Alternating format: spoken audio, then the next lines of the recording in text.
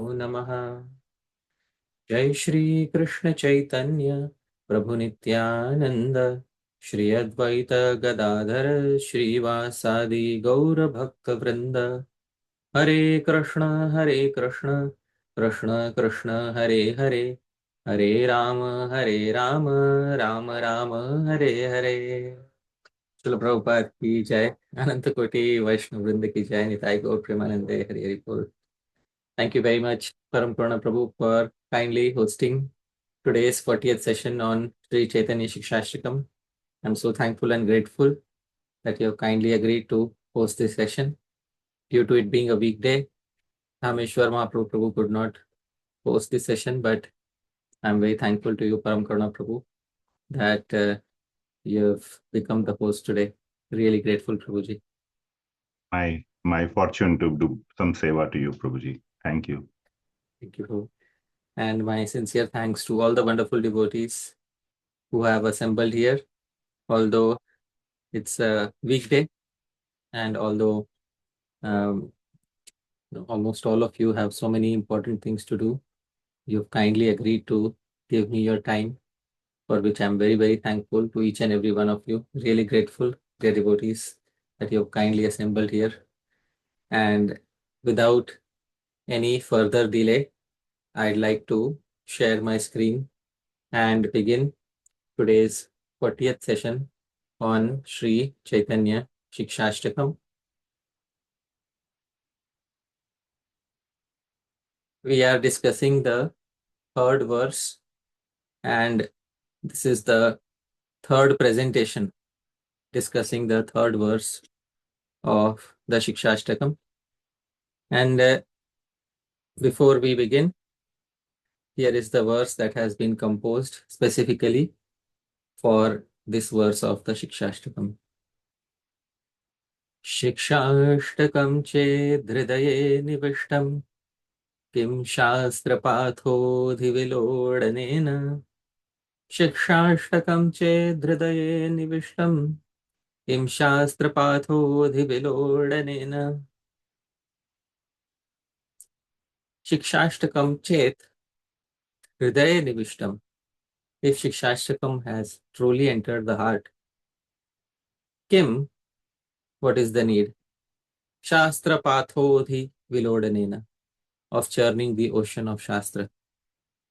Shikshashtakam ched, and if the Shikshashtakam hridaye anivishtam has not entered the heart, Kim Shastra pathodhi vilodanena, what is the use of churning the ocean of Shastra? It is also our standard practice to have a fresh verse glorifying Sri Harinam in every session. And here is a verse glorifying Sri Harinam. This verse has been quoted also by our 6 Goswamis. And this verse is in front of us. Vasudeve mano yasya japa homarchanadishu tasyantarayo maitreya devendratvadikam phalam. Vasudeve mano yasya. For those whose minds are invested in Vasudev. Japa homa archana adishu. While performing acts of japa, fire sacrifice, deity worship, etc. Maitreya, O Maitreya Muni, tasya antarayo devendratva adikam phalam. For them, the attainment of posts such as Indra, etc., also appear as a great hurdle on their path. So, dear devotees, this particular verse specifies how, for a person who has fallen in love with Bhagavan and who cannot help but think of Bhagavan in each and every act, for such a person, even the attainment of the highest enjoyment appears as a great hurdle. Now, some of us may wonder how this happens. And we have experienced it in our practical lives often. that as soon as a person who is a non-Vaishnav brings up the subject matter of some material enjoyment, often the Vaishnavas become a little repulsed by hearing of the enjoyments of the non-Vaishnavas. And there are many enjoyments of the non-Vaishnavas which cause repulsion in the Vaishnavas. Param Karuna Prabhu, can you think of any such enjoyment of the non-Vaishnavas which causes repulsion in the Vaishnavas? Intoxication, meat eating. Wonderful. Intoxication, smoking, drinking. These all things appear as antaraya. Antaraya is great hurdle for the Vaishnavas. Similarly, as and when the Vaishnava starts progressing, Vasudeve Mano Yasya, and the mind is constantly absorbed in Vasudeva. The mind is constantly absorbed in the wonderful Pitambar, the wonderful silken golden cloth that Vasudeva wears. The mind is wonderfully absorbed in the tamal-like effulgence coming from his body. And the mind is absorbed in the reddishness of his lotus feet. At that particular point of time, Devendratva Adikam Phalam, all the other results appear as a great hurdle. But this happens only with somebody who has fallen in spontaneous love with Vasudeva. Otherwise, this platform is difficult to understand or appreciate. But this is a wonderful verse. We'll continue discussing our third verse, and this verse is as follows. tṛṇād api sunīcena, taror api sahiṣṇunā, amāninā mānadena, kīrtanīyaḥ sadā hariḥ. Param Karuṇā Prabhu, can you kindly read the Anvay? Hari is worthy of constant glorification by one who is lower than a blade of grass, more forbearing than a tree, devoid of false pride, and who gives due respect to others. So, this is the translation. Hari is worthy of constant glorification by one who is lower than a blade of grass, more forbearing than a tree, devoid of false pride, and who gives due respect to others. Now, last time we had a wonderful discussion, and Param Karuṇā Prabhu, can you kindly recollect the two commentators who gave out wonderful details in the session last time? Shri Radha Govindnath Goswami Maharaj and Shri Kanupriya Goswami Maharaj. Wonderful. So these two commentators added such wonderful detail.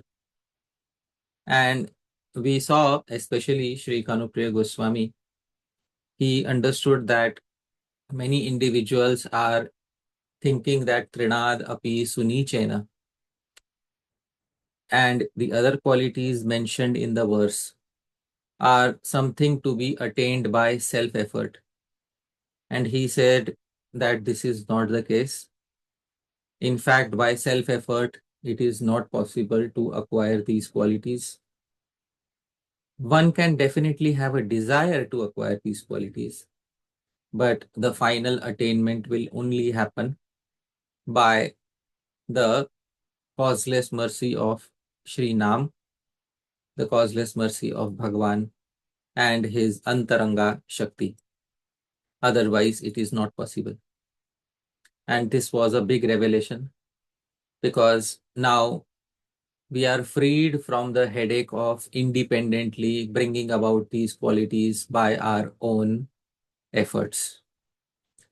We definitely put efforts in our sadhan and bhajan, but then we don't have the mindset of karta aham iti manyate. I am the doer of this particular bhajan. Although I am using my senses as instruments, at the same time I understand that final perfection in bhajan is bestowed by Bhagavan himself. So this is a very good point of clarification that was brought about. Now we will take some examples of acharyas who seem to be acting in ways which seems to contradict the tṛṇādapi sunīcena verse. And last time I had specified how Śrī-Caitanya-Mahaprabhu and so many other personalities from time to time appear to behave in ways which apparently contradicts the tṛṇādapi sunīcena verse. Srila Jiva Goswami, in his final will, wrote something about the seva of his deities, Shri Shri Radha Damodar. And he wanted the deities to be handed over to a particular individual named Shri Gopal Das.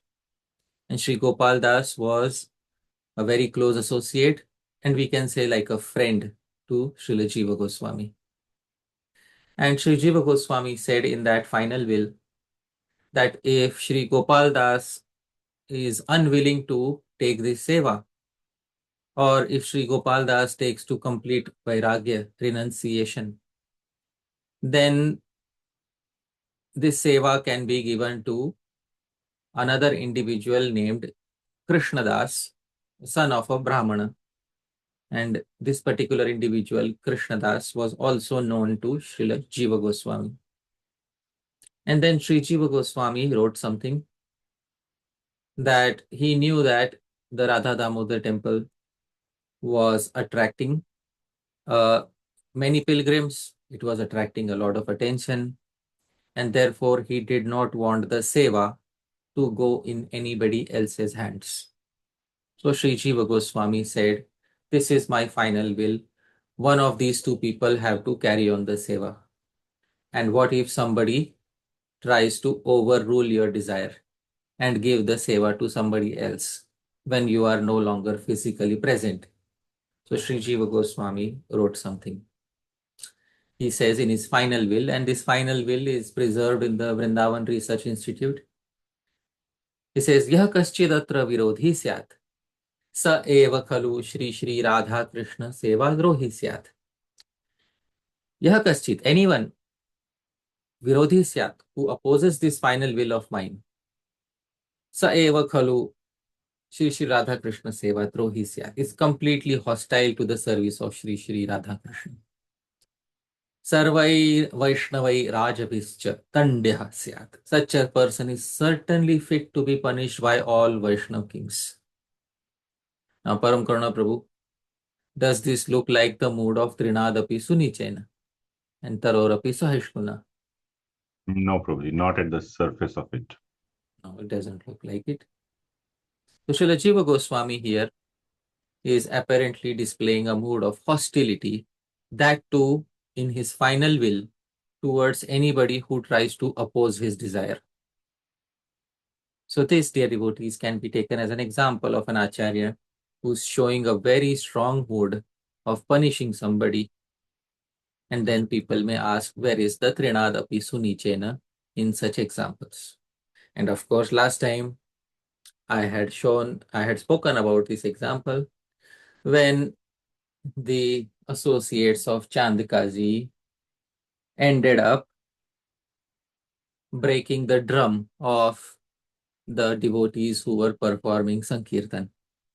At that point of time, Sri Chaitanya Mahaprabhu became very angry when he heard the news, and he told his followers, Prabhu agya dilayah karah kirtana mui samhare mu aji sakala yavana. Translation by Srila Prabhupada. Can you read Param Karuna Prabhu? Lord Chaitanya ordered, go perform Sankirtan. Today I shall kill all the Muslims. So, Param Karuna Prabhu, on one side there is tṛṇād api sunīcena. This verse was written by the same personality who is speaking the current sentence. Now, how do we understand that the person who says tṛṇād api sunīcena is the same person who says, I'll kill all the Muslims today. How is it possible? We are waiting to unpack that in today's session, Prabhuji. So it's a very wonderful aspect of the personality of Sri Chaitanya Mahaprabhu, where Sri Chaitanya Mahaprabhu doesn't hesitate to even desire to inflict violence upon those who are opposed to his desire of Shri Krishna Sankirtanam. So we have to harmonize these things. Also, in recent history, there is an example of one of the god brothers of Srila Prabhupada, one of the illustrious disciples of Srila Bhakti Siddhanta Saraswati Thakur Prabhupada, is Shri Bhakti Pragyan Keshav Goswami Maharaj. He is the sannyas guru of our Srila Prabhupada. And as a brahmachari, his name was Shri Vinod Bihari Das Brahmachari. Vinod Bihari Das Brahmachari was his name.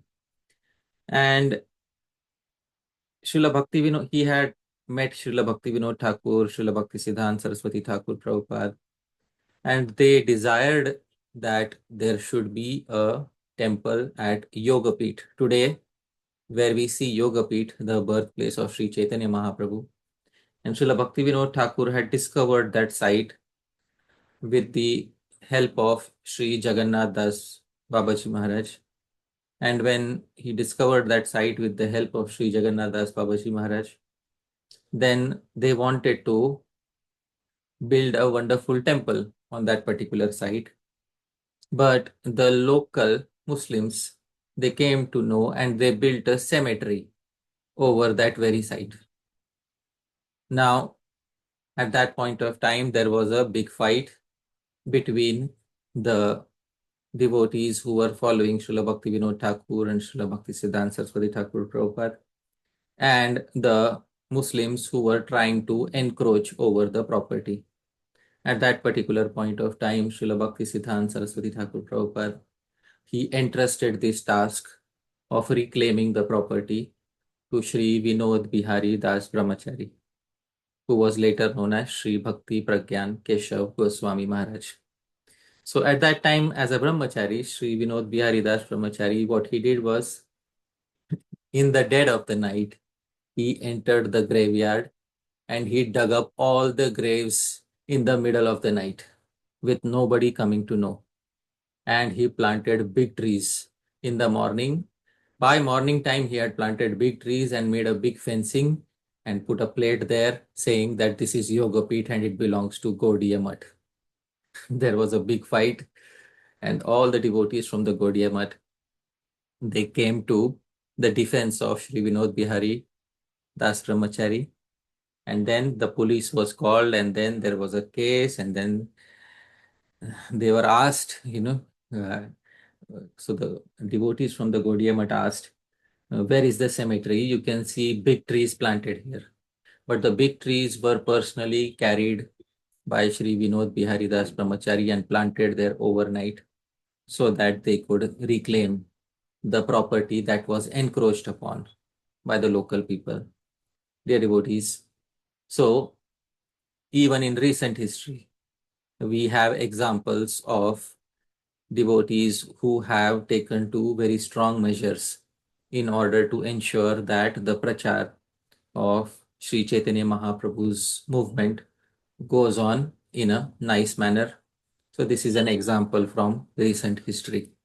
Then we also have the example of Srila Prabhupada, who fought so much. Prabhupada used to say, I fought tooth and nail for the temple at Juhu. And dear devotees, these are examples from recent history. How do we understand this? Srila Prabhupada explains in his purport to the first verse of Nectar of Instruction. Paramparana Prabhu, can you kindly read what Srila Prabhupada says? Lord Chaitanya Mahaprabhu became angry with the miscreant brothers Jagai and Madai, who blasphemed and struck Sri Nityananda Prabhu. In his Siksastakam, Lord Chaitanya wrote, tṛṇād sunīcena, taror sahiṣṇunā. One should be humbler than the grass and more tolerant than the tree. One may then ask why the Lord exhibited his anger. The point is that one should be ready to tolerate all insults to one's own self. But when Krishna or his pure devotee is blasphemed, a genuine devotee becomes angry and acts like fire against the offenders. This, dear devotees, is the explanation that Srila Prabhupada gives. The first thing is that although Sri Chaitanya Mahaprabhu has said in his Siksastakam, tṛṇād sunīcena, taror sahiṣṇunā, and then one may ask why the Lord exhibited his anger. And the point is, one should be ready to tolerate all insults to one's own self. But when Krishna or his pure devotee is blasphemed, a genuine devotee becomes angry and acts like fire against the offenders. So this seems like a very good explanation as to why Sri Chaitanya Mahaprabhu got angry, a very good explanation as to why Sri Jiva Goswami displayed a mood of hostility, and in recent history, why many disciples of Srila Bhaktisiddhanta Saraswati Thakur Prabhupada also displayed similar moods. Now we will get into a more detailed understanding of this, and a more detailed understanding of this is given by Shri Bhakti Rakshak Sridhar Swami Maharaj, who in his commentary on the Siksastakam starts explaining something. He says humility must be adjusted or modified in its practical application. So he's saying here that humility in practical application, especially for those who are not on the stage of bhava or prema, those who are still sadhakas, we need to understand what is the practical application of this tṛṇād sunīcena verse. Then he says, once when a Hare Krishna temple was attacked, a gun was used by the devotees to defend the temple. Later, there was a complaint amongst the local people. And what did the local people say? They said, oh, they are humble, they are tolerant. Why have they crossed the advice of Sri Chaitanya Mahaprabhu to be humbler than a blade of grass and more tolerant than a tree? So they can't be devotees. So this is the sarcastic remark that they made in front of Sri Bhakti Rakshak Sridhar Dev Goswami Maharaj. And he said, so many complaints were coming to me, but I defended them by saying, no, they have done rightly. The instruction to be humbler than a blade of grass means one should be humble to the devotee, not to a madman. So this is the first line of defense that he put, especially when the temple was attacked by dacoits. And then he says the general class of men are ignorant. They are mad. They do not know what is good or bad. So their consideration has no value. Who is qualified to judge whether a devotee is offering respect to all and not expecting any respect for himself? So immediately he raises a question. Who is the judge of tṛṇād sunīcena? Who can be the judge of tṛṇād sunīcena? He's asking this question. Are these people who have no connection with devotional service, are these people going to be the judge of tṛṇād sunīcena? And then he continues and says, who will judge whether he is really humble and tolerant? Madmen? Ignorant people? Have they any sense to judge who is humble, who is tolerant, and who is respectful to others? So Param Karuna Prabhu, there is a very standard understanding in all fields of discipline. A person, the understanding is a person who is qualified to a certain extent is somebody who can judge whether somebody else is qualified in that discipline. Am I correct? Yes, Prabhuji. So a person who is a master in sciences is qualified to judge whether another person is a master in science. A person who is a master in arts is qualified to judge whether another person has passed the exam of Master of Arts. Is there any exception to this rule in the world, Prabhu?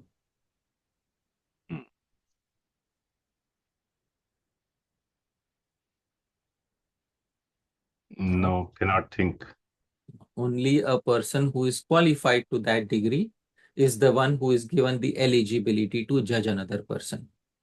So, Prabhu, who will judge whether a particular person is tṛṇādapi sunīcena. Somebody who has experienced tṛṇādapi sunīcena or somebody who has no experience of tṛṇādapi sunīcena. Who will judge? Who has experienced and completely demonstrated or gone through such situations. So, similarly, tṛṇādapi sunīcena. Often, dear devotees, the example of Shri Haridas Thakur is quoted. And last time, Shri Radha Govindanath also quoted his example. And Param Purna Prabhu, you may be remembering the example is that Shri Haridas Thakur was beaten in 22 marketplaces by the Muslims, the Muslim king, and he did not say anything, but instead prayed for their welfare. You know. But we have another instance when Shri Haridas Thakur is speaking, giving a class on the glories of Harinam. And then there is a challenge by the local Brahmanas because they consider the glories of Harinam to be Arthavad. And at that point of time, does Shri Haridas Thakur become tṛṇādapi sunīcena and surrender to their opinion? Or does Shri Haridas Thakur defend the opinion that Harinam is all merciful? What does Shri Haridas Thakur do? He defends it. So Prabhu, but Shri Haridas Thakur is the epitome of tṛṇādapi sunīcena, isn't it? Yes. So somebody may say, well, by by not surrendering to the opinion of the learned Brahmanas, Shri Haridas Thakur is sahiṣṇunā. He is non-tolerant of their opinions. He is not tṛṇādapi sunīcena. But will we consider such opinions as valid? No. Not at all.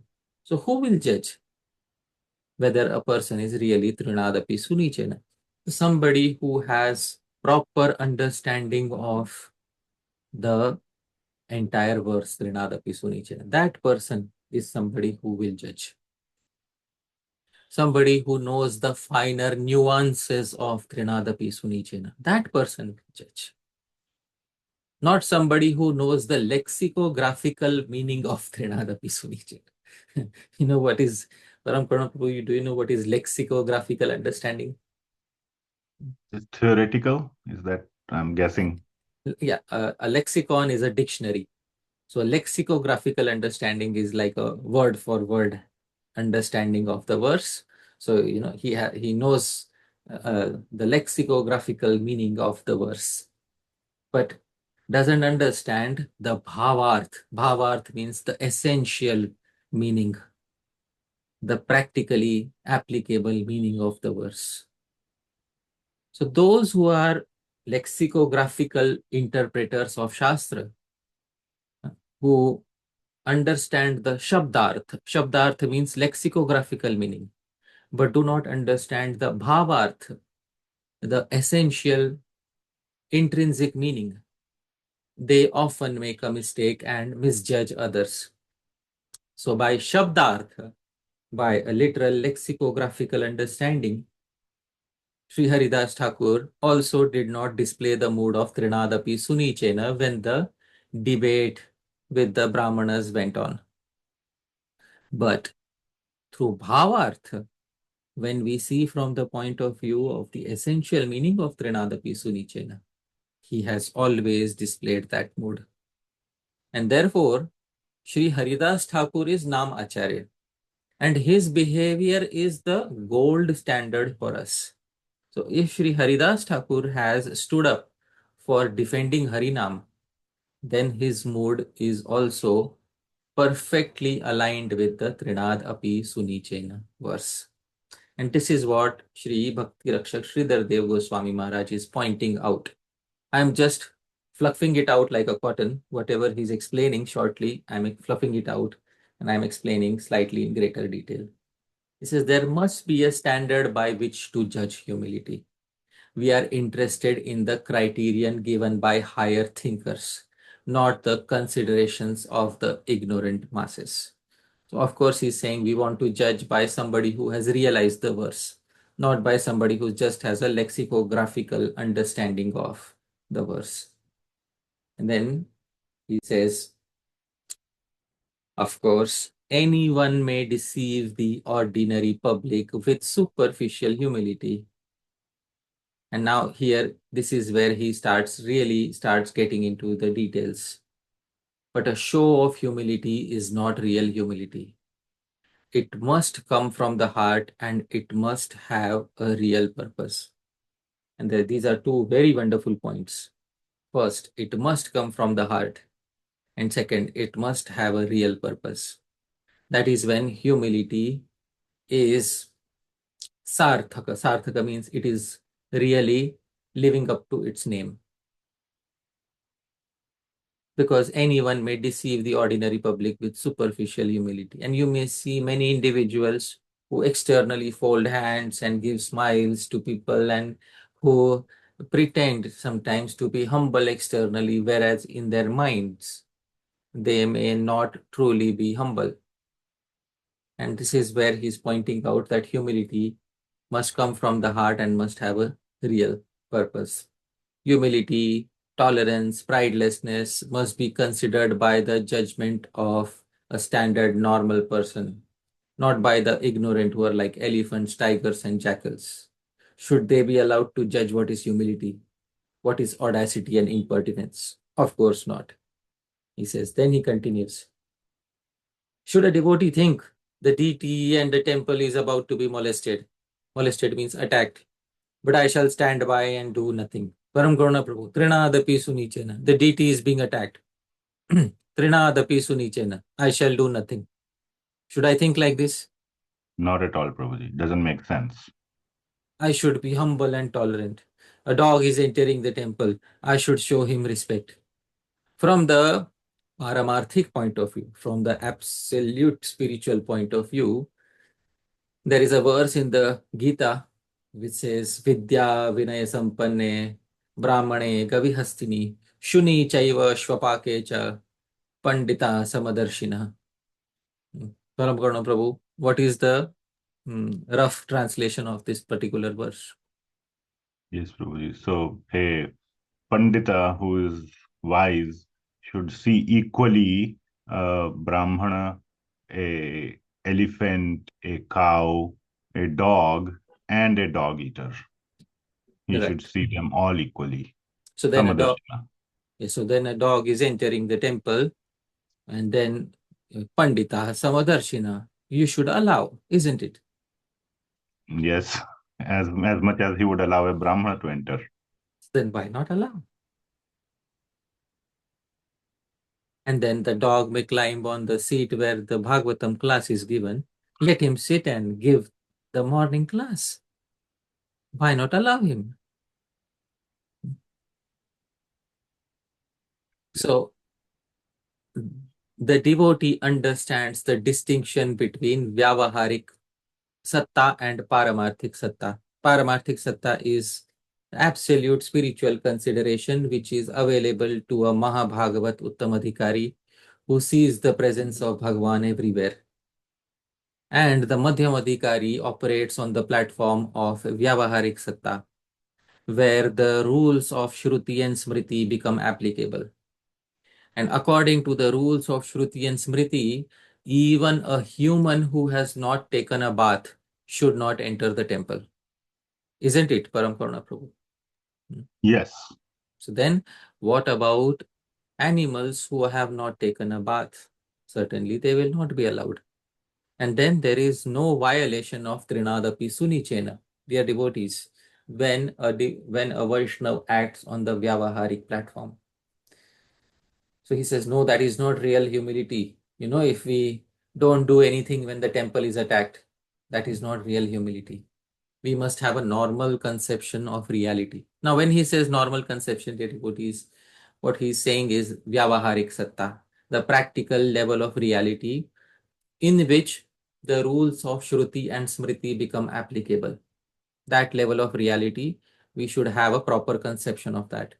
We must not allow these anomalies to continue in the name of offering respects to others. We must not think that we may allow anyone to harm the devotees or molest the temple, that we shall allow the dog to enter the temple, and by doing this, we are humble and tolerant, and we are showing all respects to others.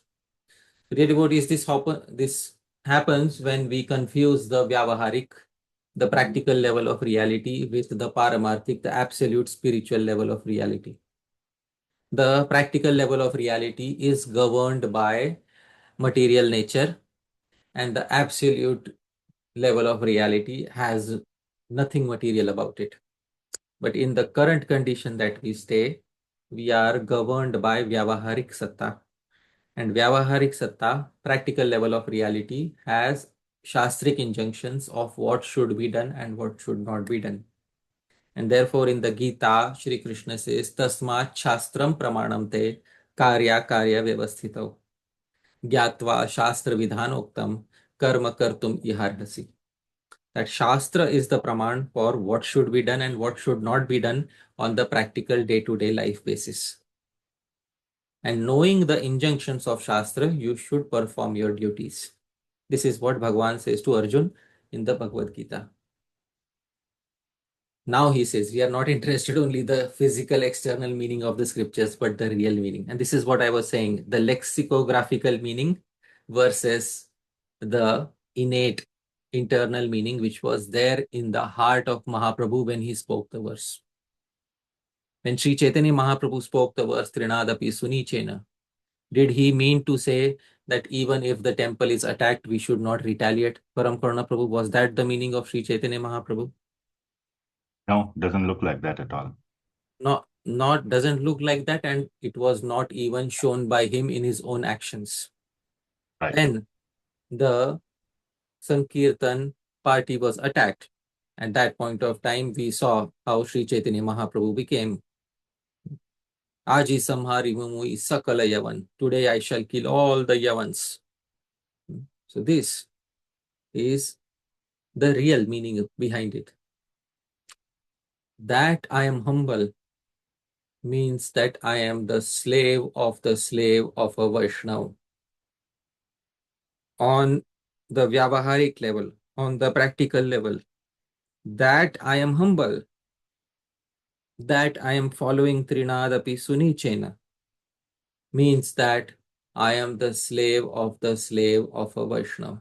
I am the surrendered servant of my Gurujanas. This is what he explains. It's a very important point. I've highlighted this one because this is the practical understanding of what it means to be tṛṇād sunīcena in day-to-day life. Because I'll tell you one thing, situations such as the temple being attacked, situations such as Shri Haridas Thakur being beaten in 22 marketplaces, Param Karuṇā Prabhu, are these normal situations or are these exceptional situations? Exceptional. And Prabhu, how will we apply tṛṇād sunīcena in day-to-day life in 99.99% of the days where life is going on as normal? Then we should apply tṛṇād sunīcena. How will we apply that in normal day-to-day life when we are not being attacked or when the temple is not being attacked? How should we follow tṛṇād sunīcena? In our minds, we should consider that we are like you have written, slave of the Vaishnava. Yeah. And with that conception. Wonderful. It's very important that as long as we are living our lives as a dedicated sevak of Shri Guru, as long as we have surrendered our life to an Uttam Adhikari, Mahabhagavat, Rasik Vaishnav, dear devotees, in practical life, we are following the path of tṛṇād sunīcena. Param Karuṇā Prabhu, if the Guru, the Acharya, is Uttam Adhikari, Mahabhagavat, Rasik Vaishnav, then that particular Uttam Adhikari, Mahabhagavat, Rasik Vaishnav, he is on the platform of Bhava Bhakti. And as we saw last time, hasn't he already attained all the symptoms of this verse of tṛṇād sunīcena? Yes, Prabhuji. And am I not being lower than him? Yes. Am I not surrendering to him who is already tṛṇād sunīcena? Yes.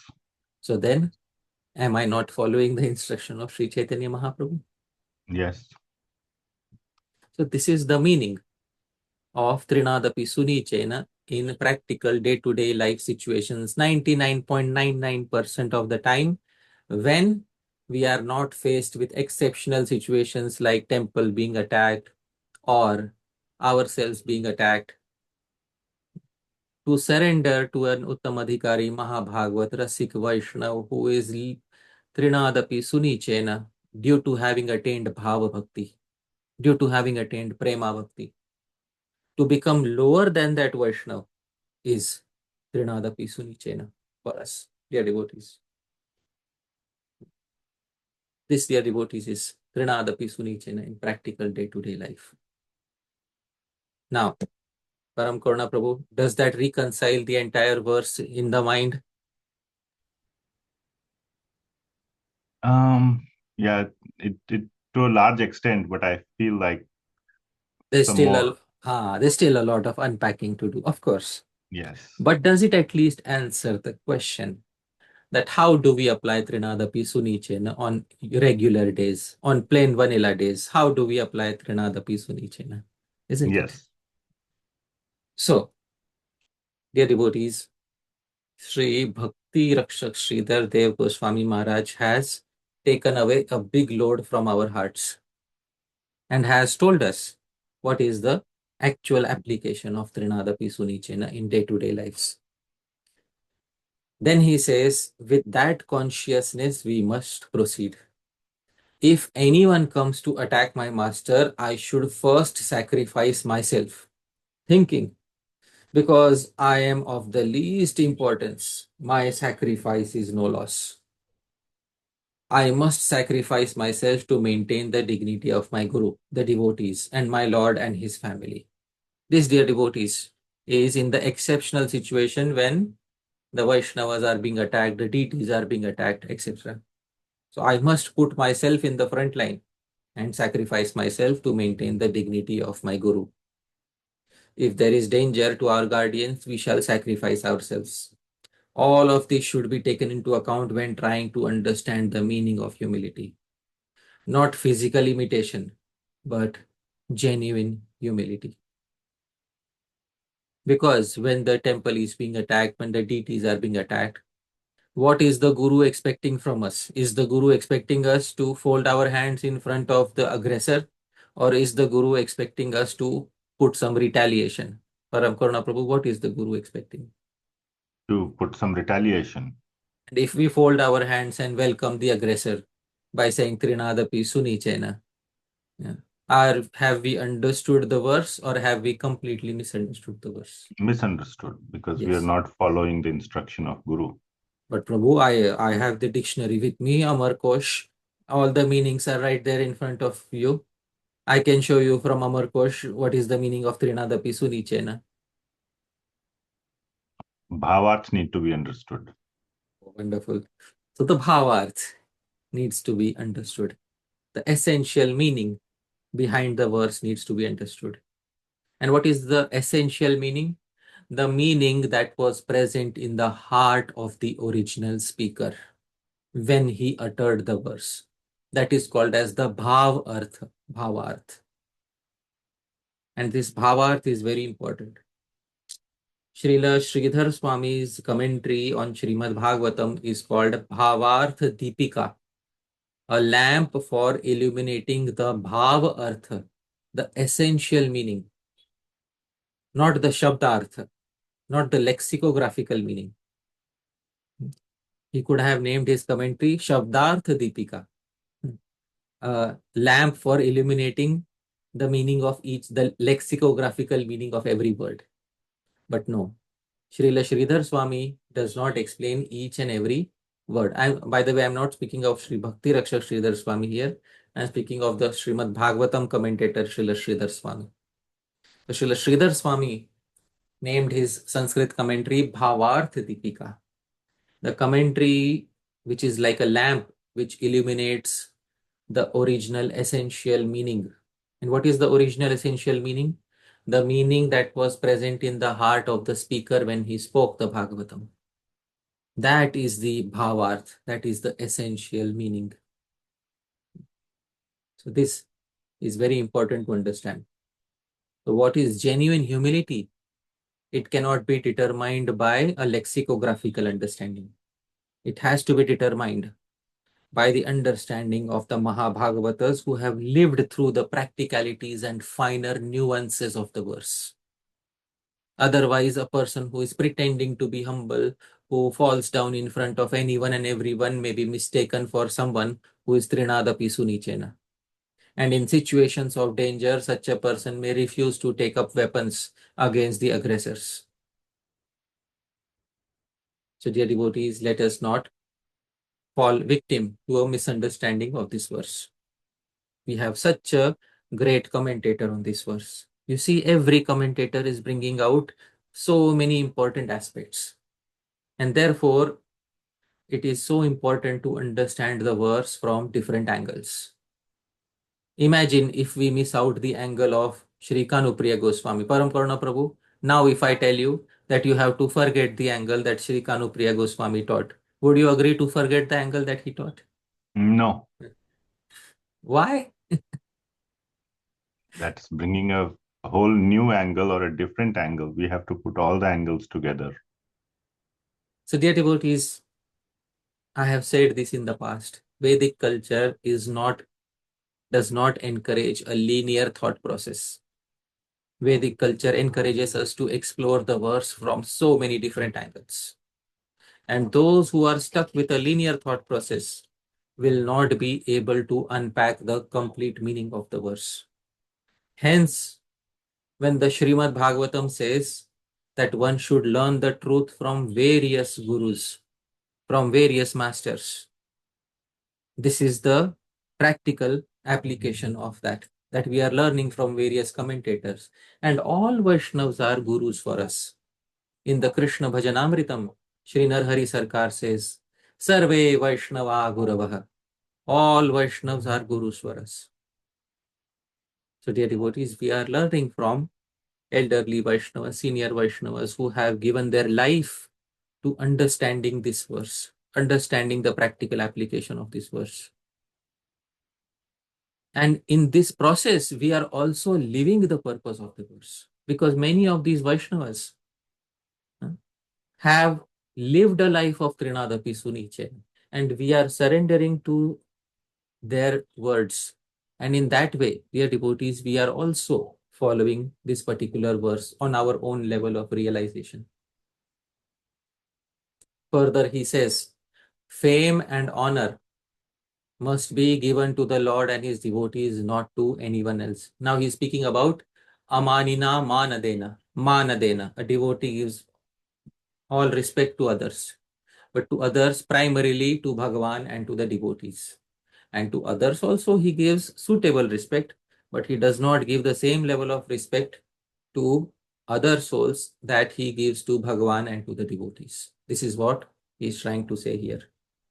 Generally, we may be indifferent to those who are personally inimical to us. But when we preach on behalf of the Lord in an organized way, our duty changes. We cannot be indifferent to antagonists. And he quotes the incident of his own Gurudev, Srila Bhaktisiddhanta Saraswati Thakur Prabhupada. When Srila Bhaktisiddhanta Saraswati Thakur Prabhupada, he was doing bhajan, for so he had taken a vow of chanting so many billions of names. And when he had taken that vow of chanting so many billions of names, he was doing his Nirjan Bhajan. At that time, Param Karuna Prabhu, did we hear of any pastime of Srila Bhaktisiddhanta Saraswati Thakur coming out and defending Bhagavan's Naam and Bhagavan's qualities against the impersonalists and other groups? Did we hear of any such pastime when he was doing his bhajan? Cannot recall, Prabhuji.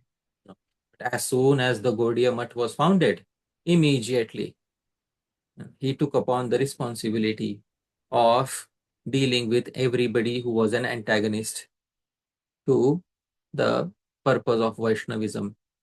Even subgroups within Vaishnavism that had become antagonistic to the purpose of Sri Chaitanya Mahaprabhu. Then he says, it is mentioned in the scriptures by Srila Jiva Goswami that according to one's own particular status, these things should be taken into consideration. and the necessary thing should be done. He has given his decision that if the devotee has a position of power, if he is a king, and if someone repeatedly blasphemes a real Vaishnava or saintly person, then the king should enforce corporal punishment by banishing the offender from his state or by cutting out his tongue. That is not the duty for ordinary persons. If they act in such a way, there will be a riot. We should not be eager to inflict physical punishment upon anyone. But then he's saying that Srila Jiva Goswami has said that if you are in a position of power, you can inflict corporal punishment, such as, cutting somebody's tongue. Now, question is, where has Sri Jiva Goswami said this? Because he's saying Sri Jiva Goswami has said, where has Sri Jiva Goswami said this? Dear devotee, Sri Jiva Goswami has said in the Bhakti Sandarbha, where he quotes a verse from the 10th canto. Nindam bhagavatah shranvam statparasya janasya va tato napaiti yah sopi yatyadah sukritachyutah. Param Karuṇā Prabhu, can you kindly read the translation? Anyone who fails to immediately leave the place where he hears criticism of the Supreme Lord or his faithful devotee will certainly fall down, bereft of his pious credit. Now, anyone who fails to immediately leave the place where he hears criticism. So, Prabhu, the verse says, should you cut his tongue or should you leave the place? Leave the place. Leave the place. Sri Jiva Goswami comments in Bhakti Sandarbha, Tato apagamascha asamarthasya eva. Leaving the place is for the physically incapable. Samarthena tu nindaka jiva chettavya. The physically capable one should cut off the tongue of the offender. Now, Prabhu, this is commentary on this particular verse. Now, the commentary is specifying something which is not there in the original verse. Please tell me, is Sri Jiva Goswami following tṛṇād api sunīcena here? In spirit he is, but not lexicographically. Wonderful. So Srila Bhakti Rakshak Sridhar Dev Goswami Maharaj is pointing out to this section of the Bhakti Sandarbha. Samarthena tu nindaka jiva chettavya. The capable one should cut off the tongue of the offender. Therefore, dear devotees, I always say this, that when Kshatriya kings appeared in India, who actually did this, they followed the direction of Bhagavan. This was something which needed to be done. That there were those oppressors who were destroying temples.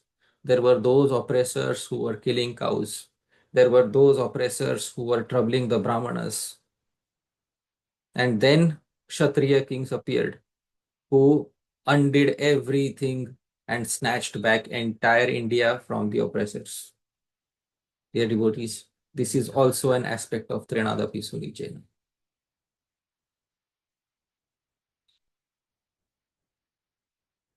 Then he says, Hanuman is a Vaishnava, but he is seen to destroy so many lives. Dear devotees, when Sri Hanuman, when he appeared in front of Bhagavan Ram, he appeared disguised as a Brahmana for the first time. He appeared disguised as a Brahmana.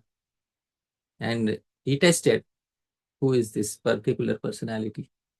And I have said this, I think, in the past, that Sri Hanuman used the same test that is given in the Bhagavad Gita. Tad vidhi pranipatena pariprashnena sevaya. First, he offered pranipat. He offered his pranams to Bhagavan Ram. The pariprashna, he asked Bhagavan Ram, who is he? And as soon as he came to know that this is the same Lord of lifetimes, then immediately he started rendering seva. And dear devotees, he was most humble with Bhagavan, with the associates of Bhagavan, with Sugriv, with all the other members of the army of Bhagavan. But when he entered into Ravan's Ashok Vatika, when he entered into that garden of Ravan, and then the first thing he did is that he destroyed all the trees. And when Ravan's son came, his name was Akshay Kumar. He was the youngest son of Ravan. Param Karuṇā Prabhu, what did Hanuman do to Akshay Kumar? As far as I remember, he killed him. He slaughtered Akshay Kumar. Akshay Kumar was the first casualty even before the war began. And Akshay Kumar's killing was a direct message to Ravan that here is Hanuman, tṛṇād sunīcena. This is what we do to people who go against the seva of Bhagavan. So this is the same Shri Hanuman, dear devotees, who is the epitome of humility in Dasyas. This is the same of Arjuna and so many other devotees. Even Krishna and Ramchandra are also seen to kill many demons in war. Finally, he says, simply a physical show of meekness does not constitute the real meaning of humility. When there is an insult to the Guru or the Vaishnavas, the devotee will oppose the blasphemers according to his might. And this, dear devotees, is tṛṇād api sunīcena, how it is understood in practical day-to-day life, especially in front of antagonists, especially in front of people who are antagonistic to Vedic culture. And what is the meaning of antagonistic to Vedic culture? They are against the Vedas. They are against the Devatas. They are against the cows. They are against the Brahmanas. They are against the Vaishnavas. They are against the sadhus in general. When you find anybody opposing all these entities, we should understand that such a person is an aggressor, and then we should give a fitting reply, either verbally, or if we can't do anything, at least we should leave that place. That also is tṛṇād api sunīcena, dear devotees. So, in this way, he explains. And Srila Prabhupada also says, confirms in a letter, violence is needed. Prabhu, kindly read. Here in Mayapur, there are reports of dacoity at least once, twice in a month surrounding our place. So we have now taken 2 guns under regular license from the government. So when New Vrindavan has been attacked twice, thrice, why are you not keeping guns? We are not advocates of non-violence. When there is aggression, we must kill them. So I think you shall immediately arrange for guns, and at least 10 to 12 men should be trained up. So when there is again attack, you can properly reply to the aggressor. This, dear devotees, is the direct mood of Srila Prabhupada. In order to protect the temple, you need to have weapons. And then, because this is vyavaharik satta, as I said, we should distinguish between paramarthik satta and vyavaharik satta. Now let's take the example of Jad Bharat. Jad Bharat was about to be slaughtered by the dacoits. Param Karuna Prabhu, did Jad Bharat offer any resistance? Zero. Zero resistance. But Jad Bharat's thought process is on the vyavaharik level or on the paramarthik level? On which level is his thought process? Paramarthik. Paramarthik level. In previous lives, when he was Bharat Maharaj, he distinguished between himself and the deer. He fell in love with the deer and he nourished the deer.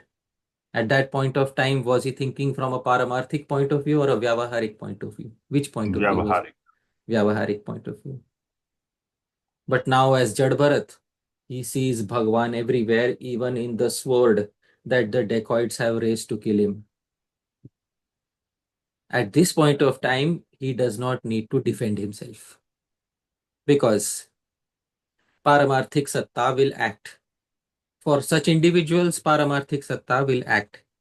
And paramarthik satta acted in the form of the deity of Bhadrakali, which suddenly Bhadrakali sprang forth from that deity and slaughtered all the demons, and the associates of Bhadrakali drank their blood happily while throwing around the severed heads of the dacoits.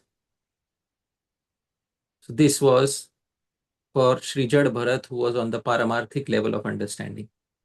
But on the vyavaharik level of understanding, when we are on the state of being a madhyam adhikari, this is what needs to be done. Take all the steps that are needed to be taken. This was also in the Bhagavad Gita. Bhagwan showed Arjun Nimittamatram bhavasavyasachi. I have already killed everybody. When Bhagwan showed Arjun, Param Karuna Prabhu, when Bhagwan showed Arjun that everybody is being, all the warriors are dying and entering into the mouth of that, Vishwarup. At that particular point of time, was it Paramarthik darshan or Vyavaharik darshan? Which darshan was it? Vyavaharik. Vyavaharik? Was it? Well, Was it? okay. It was by Bhagavan, so Paramarthik, but Yeah. Arjun got very scared. Yes. He He saw everywhere the hands and feet of Bhagavan. Bhagavan showed him the ultimate reality. This is what it is. But if Bhagavan, you have already killed everybody, then I will sit here and chew pan. Why should I fight? Isn't it? Param Karuna Prabhu. Bhagavan has already killed everybody. Arjun should sit down and, like an enjoying grihastha, he should chew pan. Why should he fight? Please tell me. because Bhagavan's order is to fight. On which level is the fight? Paramarthik or Vyavaharik? Well, again, because it is Bhagavan's order, it is Paramarthik. But The result is Paramarthik, but the actual fight is on which level? Is Vyavaharik. Vyavaharik. So Arjun has to fight. So if Arjun has to fight 5,000 years ago, and Srila Prabhupada says 5,000 years later, we have to fight, it is on the Vyavaharik Satta and we must do it. He's not asking anything different. He's asking us to do the same thing that Bhagavan asked 5,000 years ago for Arjun to do. So the summary of the understanding is as follows. The tṛṇād sunīcena and other criteria of the verse cannot be judged by non-Vaishnavas. First and foremost, this is very clear. A non-Vaishnav cannot be the judge as to who is following this and who is not following this. Second, neither can such qualities of humility, etc., be falsely shown in front of aggressors. That is actually weakness. And Arjun was about to do that in the first chapter. And Param Karuna Prabhu, was that tṛṇād, so-called understanding of tṛṇād sunīcena by Arjun, approved by Bhagavan or disapproved by Bhagavan? Completely disapproved. Completely disapproved by Bhagavan. Because Arjun wanted to become tṛṇād sunīcena by being a beggar and sannyasi and, going to the kingdom of his enemies and begging. And Bhagavan said that you are acting like a coward. Anarya Chishtam Asvargyam Akirtikaram Arjuna. Arjun, this is not the behavior of the Arya Purush. So therefore, this false humility will not work. Those situated as Madhyamadhikaris and engaged in prachar should not falsely imitate the humility that was demonstrated by Mahabhagavats such as Shri Haridas Thakur or Shri Jad Bharat. If attackers come to slaughter the Vaishnavas and we start, oh, Jad Bharat did not retaliate, so I will not retaliate. No. Sri Jad Bharat's thought process is on the Paramarthik Satta level, whereas the Madhyamadhikari operates on the Vyavaharik Satta. Therefore, the Madhyamadhikari must retaliate. The characteristics of humility, etc., mentioned in the verse are mainly to be shown in front of Vaishnavas and in front of non-aggressors. And most importantly, to be a dedicated servant of a Vaishnava is actually the meaning of tṛṇād sunīcena. That was the highlight. I highlighted that entire statement in red. To be the servant of an Uttamadhikari Mahabhagavat Rasik Vaishnava is actually the meaning of tṛṇād sunīcena. And to be a servant is not just taking the tag of a servant. To live the life of a servant, to accept what he says, that is tṛṇād sunīcena. Now, dear devotees, when we are living the life of the servant of a Vaishnava, what is expected from us? Because I said 99.99% of the days are regular days where you don't have exceptional situations going on. So on those days also, we are expected to cultivate a basic level of humility, a basic level of pridelessness. And the Gita itself says, Amanitvam adambhitvam ahimsa kshantirarjavam Acharyopasanam shaucham sthiryam atma vinigraha. Prabhu, kindly read the translation. True knowledge consists of the tendency of being amāni, devoid of the expectation of being glorified. The tendency of being adambhi, prideless. Ahimsa, non-violence against the innocent. Shantihi, tolerance. Arjavam, simplicity. Acharya upasanam, worshipping the Guru. Shaucham, internal and external cleanliness. Dhairyam, to be firmly fixed on the path of dharma. And atma vinigraha, control over the body and senses. So this is the translation according to the commentary of Srila Sridhar Swami, Srila Baldev Vidyabhushan. So this is what is expected from a Vaishnava on regular days. So amanitvam, the tendency should be there, that the desire should be there. I don't expect to be glorified.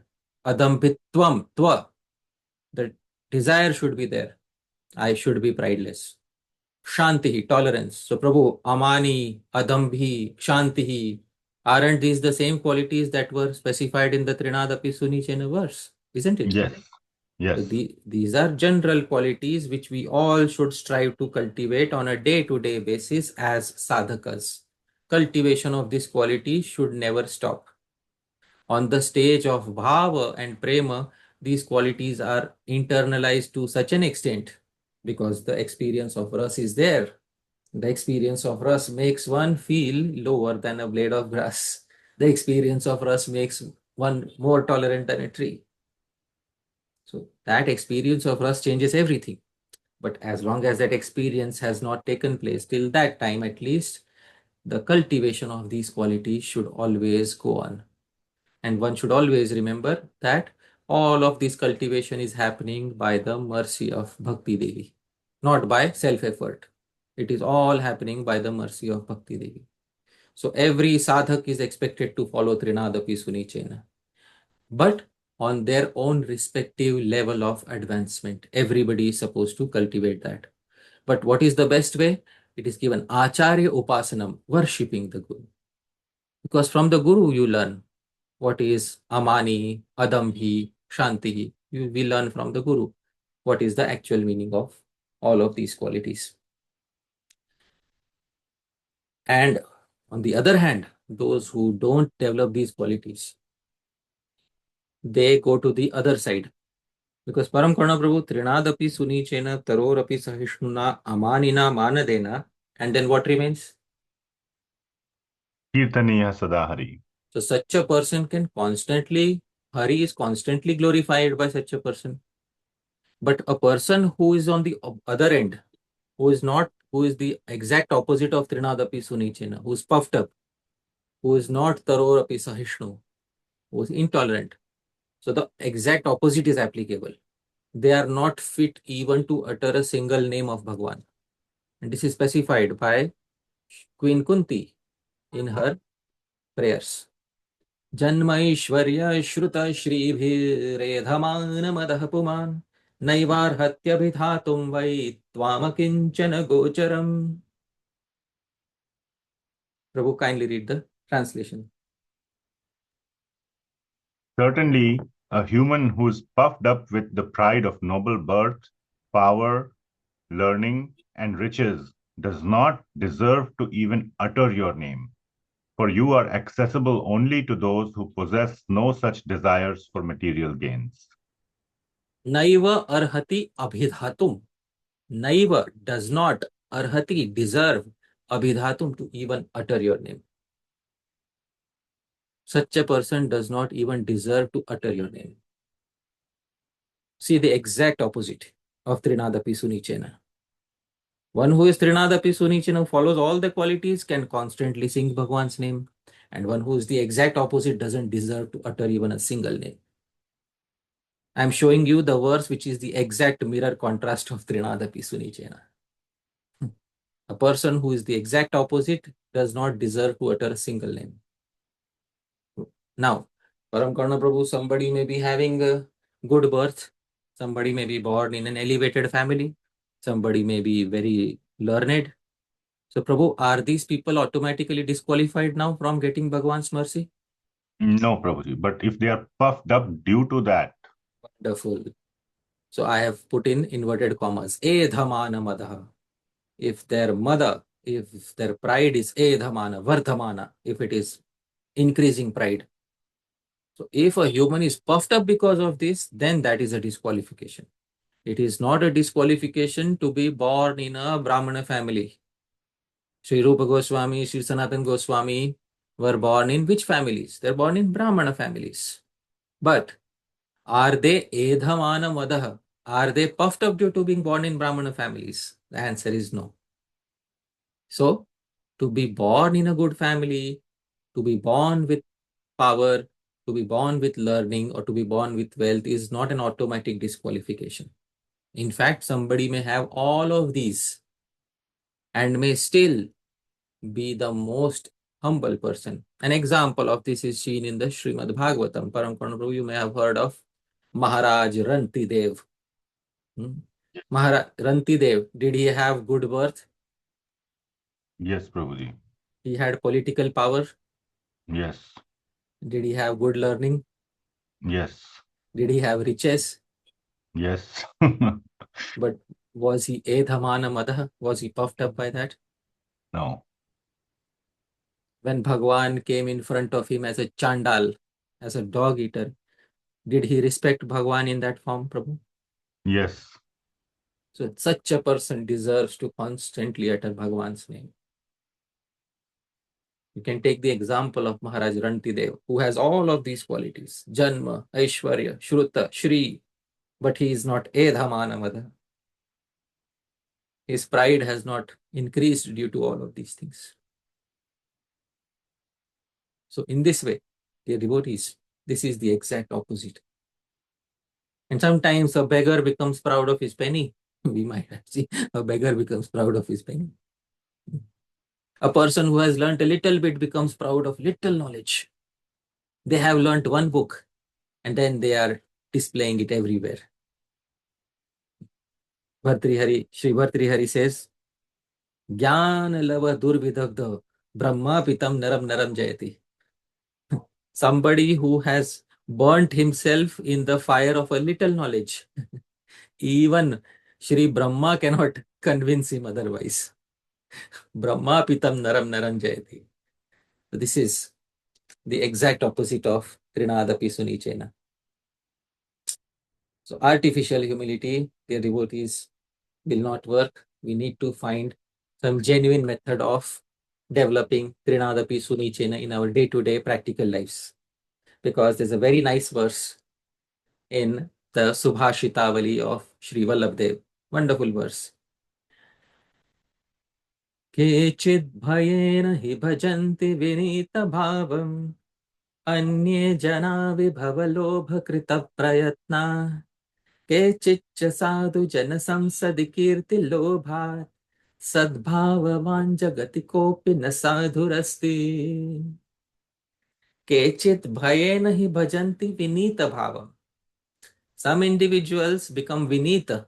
Vinita is humility. But fake humility, why? Bhayena, due to fear. The king has called you, the income tax officer has called you, and he is checking your records. Param Karuna Prabhu, will you be humble in front of him or not? Yes, totally. Out of genuineness or out of fear? Fear. Fear. Kechit bhayena hi bhajanti vinita bhavam. Some become humble due to fear. Anye jana vibhava lobha krita prayatna. And especially if somebody, Param Karuna Prabhu, let's say you are having a big project and I come to you and I tell you, Param Karuna Prabhu, I'm going to give you a donation of $10,000. How will you behave in front of me? I will fall at your feet. So, so some others fake it due to greed of wealth and fortune. Kechit sadhu jana samsadi kirti lobhat. And some others fake it out of their desire to attain fame in the assembly of sadhus. Sadbhavavan jagati kopi na sadhurasti. There is rarely a saintly soul in this world who has true innate humility. Wonderful verse from the Subhashitavali of Sri Vallabhdev. The gold standard, we can test ourselves whether we fall in the first three categories, or are we the rare one who understands the true meaning of tṛṇād sunīcena, who understands what genuine innate humility looks like. So dear devotees, this is very important to understand that external movements of humility do not constitute actual humility. External movements of humility may be a side effect of genuine humility, but genuine humility comes from the heart and it has a real purpose. Param Karuna Prabhu, now let's go to the root of how to develop genuine humility. Would you like to know, Prabhu, what is the main basic sutra of how you can develop humility? Yes, Prabhuji, I'm eagerly waiting. Prabhu, you have to try and tell me one way by which you can certainly develop humility. One way I can certainly develop humility is to realize how fallen I am, how little time I have in this life, and how much I have to progress. And there is absolutely no other way other than to fully surrender to the instructions of Guru and But Shastra. maybe when you're 60 years old, this realization may work. But when you're 20 years old, try telling your mind when you're 20 years old. That doesn't work.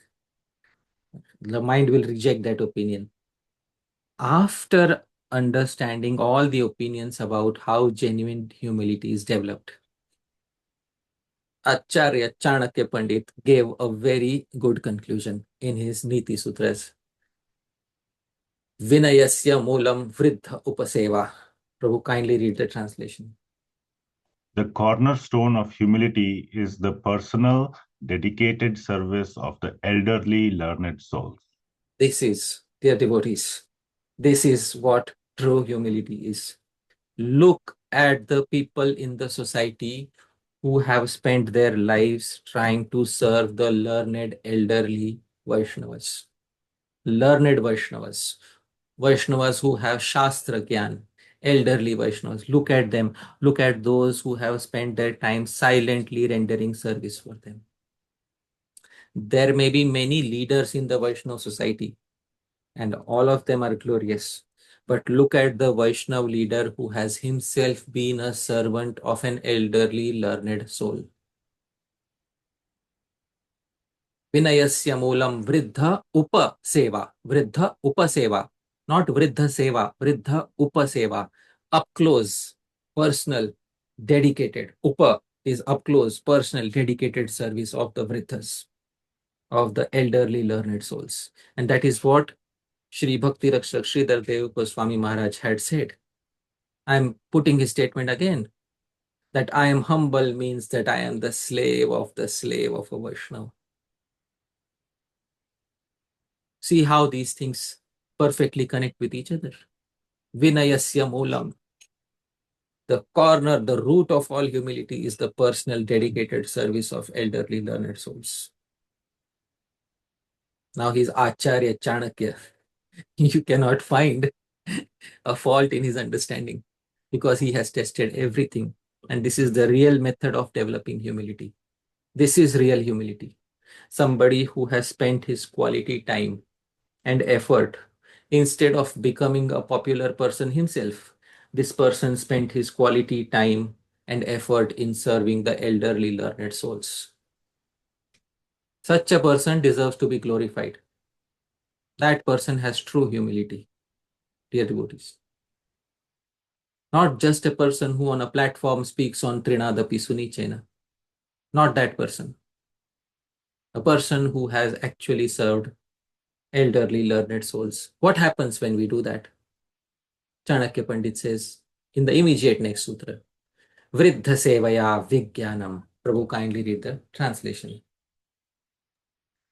By dedicated service of the elderly, learned souls, one acquires thorough practical knowledge and realization. This is the immediate next thing. By Pariprashnena Sevaya, and as soon as Sevaya, Upadekshanti te Jnanam. Not Jnanam also, Vijnanam also comes. Realized knowledge comes. Because they are Tattvadarshi. They teach you what is in the Shastra. And you get practical knowledge and realization in their association.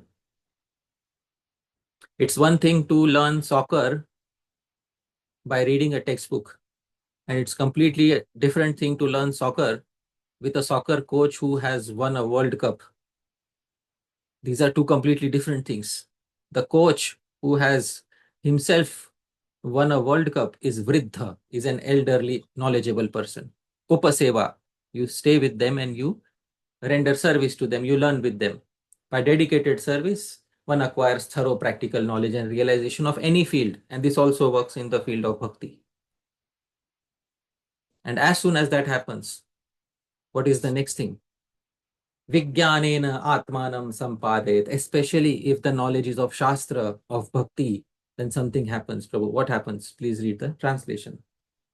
By such thorough knowledge and realization, one should make oneself fully realized and eligible. So by doing this, oneself becomes a vriddha. One becomes a learned personality. And as soon as one becomes a vriddha, a learned personality, what is the next thing? Sampadita jitatma bhavati, jitatma sarvarthaihi samyujyet. Please read, Prabhu. A realized person can conquer the self. Such a self-realized soul can acquire all goals of life. This, dear devotees, is how genuine humility leads to attainment of any goal of life. Kīrtanīyaḥ sadā. You want kīrtanīyaḥ sadā, Hari? Wonderful. Vriddha upaseva. Start with Vriddha upaseva. This is the cornerstone of all humility. Time-tested formula given by Acharya. Time-tested formula. The same thing that Sri Chanakya Pandit was saying, this is the same thing that Sri Bhakti Rakshak Sridhar Dev Goswami Maharaj was saying. Become the servant of a Vriddha Vaishnava. A Vaishnava who is elderly, not only by age, but especially by realization and knowledge. Serve such a Vaishnava. Then it is easily possible. I will conclude with a verse from Bhartrihari. It's a very nice verse from the Niti-Shatakam of Bhartrihari. This verse is in the meter Shikharini. Shri Bhartrihari says, Yada kinchijyoham dvipa eva madandha samabhavam tata sarvagyosmitya bhavadavaliptam mama mana Yada kinchit buddhajana sakashadavagatam tada murkhosmiti jvara iva madho me vyapagata Yada kinchijyoham. When I became a little knowledgeable, Sri Bhartrihari says, Dvipa eva madandha samabhavam. I became arrogant like an elephant in heat. I had little knowledge and I became arrogant by that little knowledge and realization. Tada sarvagyosmi. And I foolishly thought myself to be omniscient. That is what I was thinking in my mind. But yada kinchit, as and when Buddha Jana Sakashad, I got acquainted with intelligent people, Vriddhas, the elderly learned souls. Avagatam. What happened? Tadamurkhosmiti. I realized what a fool I was. I realized how little I knew. Jvara iva madho me vyapagata. And my arrogance came down like a fever that has been treated. Immediate humility. Immediate humility. Practical realization of humility by Shri Bhartrihari in his Niti-Shatakam. Dear devotees, Vinayasya Moolam Vriddhopaseva. The cornerstone of humility is to serve an elderly learned Vaishnava, a Mahabhagavat, Uttamadhikari, Rasik, Vaishnava. Thank you very much, dear devotees. Yadatra Skhalitam Kinchit Vidvam Saha Purayantu Tat. Yadatra Saushthavam Kinchit Tad Guroreva Menani. Yadatra Skhalitam Kinchit. It's possible I might have made a mistake. Of course, I am a complete package of mistakes. But definitely, if I have made any mistake, vidvamsah, your learned devotees, purayantu tat, please correct any mistake. Yadatra saushthavam kinchit. If there's anything nice, tad guroreva, it belongs, everything, the credit goes to my gurujinas. May nahi, the credit doesn't go to me. Thank you so much, dear devotees. Jagat Guru Srila Prabhupada ki jai. Shri Krishna Chaitanya Mahaprabhu ki jai. Ananta Koti Vaishnava Vrinda ki jai. Nitai Kaur Premanande Hari Hari Bol. Thank you, Param Karuna Prabhu. Thank you, Prabhuji. Thank you so much. Such a wonderful session. So many wonderful realizations and a very clear, very clear description of when to apply and when to, or really when to apply it and when not to apply, or what are the situations when one should not be overly in the mood of, oh, I must be so humble, and how to not confuse some of the various instructions of the Shastra. Thank you. Thank you, Prabhuji. So we will go to transition to the Q&A session. So I already see a lot of hands raised. And just to revise the various ground rules or some of the guidelines for asking questions, please keep the questions in a neutral manner. Do not refer to any institution or person or organization or society. And keep your questions limited to what we have discussed in today's session relevant to the topic. Please ask one question at a time, and you can ask as many questions, but keep coming back in the line. That way we can serve everybody in a timely manner. And yeah, those are the, I think, the main guidelines. Anything I'm forgetting, Prabhuji? No, just let's keep it informal, and let's keep the structure of the query simple. That's all. Yeah. Yeah. If you are posting question on the chat, please keep it short and to the point. So we will get started, Prabhuji. So Yeah. I'll go in the sequence in which I'm seeing it in my side in the Zoom. So Sure. we'll follow that sequence. I apologize if you felt or if you raised your hand earlier, but we'll just, I think Zoom preserved that sequence, so we'll just follow that. Thank you. So first question is by Purushottam Prasad Prabhu. Hare Krishna, Guruji. Thank you so much. As usual, very enlightening session. Prabhu, one of the quote that you mentioned from Chanakya, which says, no, a realized person can conquer the self. Could you please put that slide, Prabhuji? A realized person can conquer the self because all the knots in the heart are destroyed and they see the reality for what it is. Vidyate hridaya granthis, chidyante sarva samshaya. No, it was the last but two slides, I think. Like a realized person, that soul can conquer all the goals of life. Yeah, all the goals of life. Dharma. That says, so the word says like Jitatma. Yeah, There Jitatma. the Atma is mentioning about the mind or the soul. No, Not the my self. question. The self. The self. The Okay. self is actually complete control of the body, the mind, all the senses. So that is called complete control of one's own self. Jita Atma. So that's what that is not clear for me. Atma is me, Atma, the soul. No, you I can't conquer me, how no, it is. no, So, no. Conquering yourself means conquering the external upadhis that have been put on yourself. okay, The Atma doesn't need to conquer itself. By conquering the self means conquering the upadhis that are deviating the Atma from the correct path. That's all. Clear. Right. Thank you, Prabhu. Thanks a lot. Okay. Thank you. Next, we will go to Ajay Krishna Prabhu. Hare Krishna, Hare Parshad Prabhu, my humble obeisances. Thank you so much for this enlightening, wonderful session. And I want to wish you in advance very happy Krishna conscious birthday.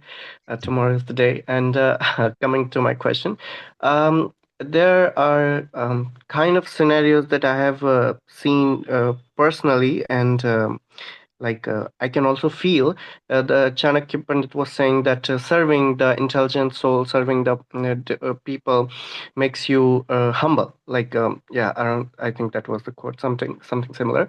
So but what happens is when you start serving the senior devotees and when you start serving a very advanced learned souls, you get a little kind of pride developed inside you that you are, oh, you are a servant of such and so such advanced person, and people start praising you that you are so in like in such a wonderful position and this and that.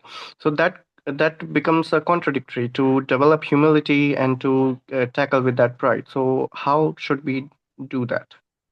Yeah, therefore, Sri Chanakya Pandit said, Vriddha Upaseva, up close and personal seva of a learned person. And a learned person will realize that this person is taking advantage of his proximity with me. And a learned person will set the record straight at that point of time.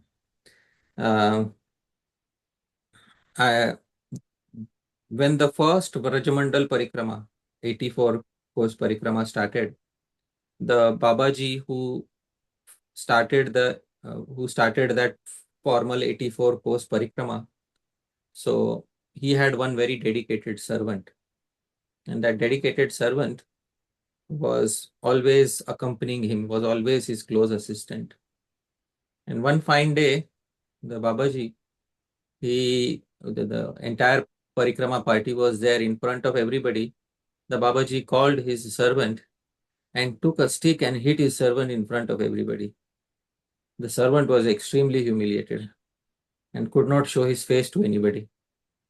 And then after a few days, the Babaji called his servant and said, now you will not have that pride in your mind that you were having, which I saw when you were talking to the devotees who were part of the parikrama. So whenever a sadhu sees that a particular servant is going off track, he has ways and methods to bring him back on track, provided upaseva, it is up close and personal seva. There are some people who do seva from a distance and then they claim that I am a big devotee because I have served this and this sadhu. But then since it is not up close and personal seva, the chance for correcting such a person is usually not there. Therefore, Chanakya Pandit is very intelligently Vriddha Upaseva, up close seva, where the opportunity to make corrections is there. So I hope that answers your query. Yes, Prabhuji. Yes, thank you so much. Thank you. Next, we will go to Bhavya Bhagwan Prabhu. Hare Krishna, Hare Pārṣada. Thank you very much for this enlightening class, Prabhuji. Prabhuji, my question is in regards to the up-close seva, Prabhu. So, Seva? up-close seva, Prabhuji. Up close. So, for somebody, that up-close seva could be like helping in the enhancement and of the Guru Jana, Prabhu. So, what is that up close seva, Prabhu? Because gurus can have that thing also, Prabhu, that you expand the mission and you expand the temple. So, how do you understand that, Prabhuji? I understand. See, I am a traditionalist. I understand as it is given in the Gita. Upadekshanti te jnanam. You sit besides the Guru and Guru teaches you. That is up close and personal. And if that is not there, then you are not receiving the direct instructions how to apply them in the practical day-to-day life. Then you need to get it from a Shiksha Guru. Either Shiksha Guru or Diksha Guru. Somebody should be there to tell us how to progress on the path of bhajan. Otherwise, devotees spend decades without getting the proper idea from Shastra. So up close and personal seva means we serve the Guru with whatever capability we have and whatever the Guru has allowed us. We ask queries. Yeah. Guru teaches us Shastra. Guru teaches us Tattva. Guru teaches us a proper understanding, which gives us actual realization. Actual realization helps us overcome material nature. Overcoming material nature helps us attain the platform of bhava, prema, and then tṛṇād sunīcena is ensured completely. It's very swift if the proper steps are put in. If the proper steps are not there, you may spend a long time, but then the result may or may not come. So that is what can be said in this regard. Thank you for the clarification, Prabhuji. Pranam. Pranams. Thank you, Prabhuji. Next, we'll go to Devamsh Prabhu. Hare Krishna, Prabhuji. Dandavat Pranam. Prabhuji, first of all, thank you so much for these sessions, Prabhu. It feels like the doubt clearing does not begin during Q&A, rather it begins at 8:30 p.m. itself when the class starts, Prabhu. Thank you so much for answering these queries even before we ask them, Prabhu. Prabhu, I had a genuine question actually. The verses which you had shared about by Chanakya Pandit and Bhartrihari and Srila Bhakti Rakshak Sridhar Goswami Maharaj, they present a very authentic approach to gain humility.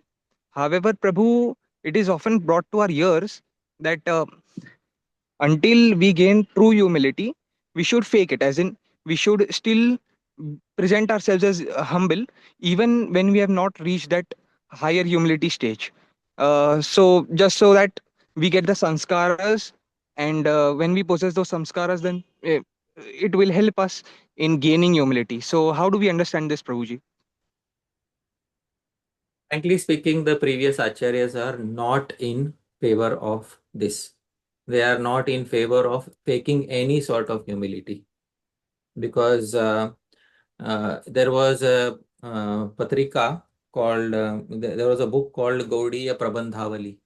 In that book, Gaudiya Prabandhavali, it was specified. There were many articles on tṛṇād sunīcena, and I would like to point out an article on tṛṇād sunīcena from that particular Gaudiya Prabandhavali, and I'd like to point out from that particular article. I'll share my screen so that we can see the original Bangla of that particular Gaudiya Prabandhavali. I'm sharing my screen. It's in Bangla. So Devansh Prabhu, I will read. Do you understand Bangla script? No, I'm not so comfortable, Prabhu. All right. So I am showing you the Bangla script here. See here, it says, all right. He says, tṛṇādapi sunīc अकिंचन वैष्णव गणेर कोनो प्राकृत अभिमान नाही. यदि कहारो थाके थाके तिनी तृणादपि सुनीच Nahyan আর কেহে यदि प्राकृत अभिमान बजाय राखिया तृणादपि सुनीच तार अभिनय करेन तबे तिनी रामा बागदीर छेला हरा बागदीर यात्रा दिले नारद साजिया छेन मात्र. So this is Srila Bhaktisiddhanta Saraswati Thakur Prabhupada is saying, we say drama Narad. If you can't become a Narad Muni in reality, you become a Narad Muni in drama. So, but when you become a Narad Muni in drama, internally you know that I am the son of such and such person. I am not really Narad Muni. Isn't it so, Devansh Prabhu? Right, Prabhu. Right, Prabhu. So he's critiquing that and he says this is not the actual meaning of tṛṇādapi sunīcena. So don't become a drama Narad, become an actual Narad. And that sort of becoming a drama Narad is not appreciated by the previous acharyas. All right. Sure. Thank you so much, Prabhu. Thank you, Prabhuji. Next, we'll go to Kamniya Krishna Prabhu and Kamala Mataji.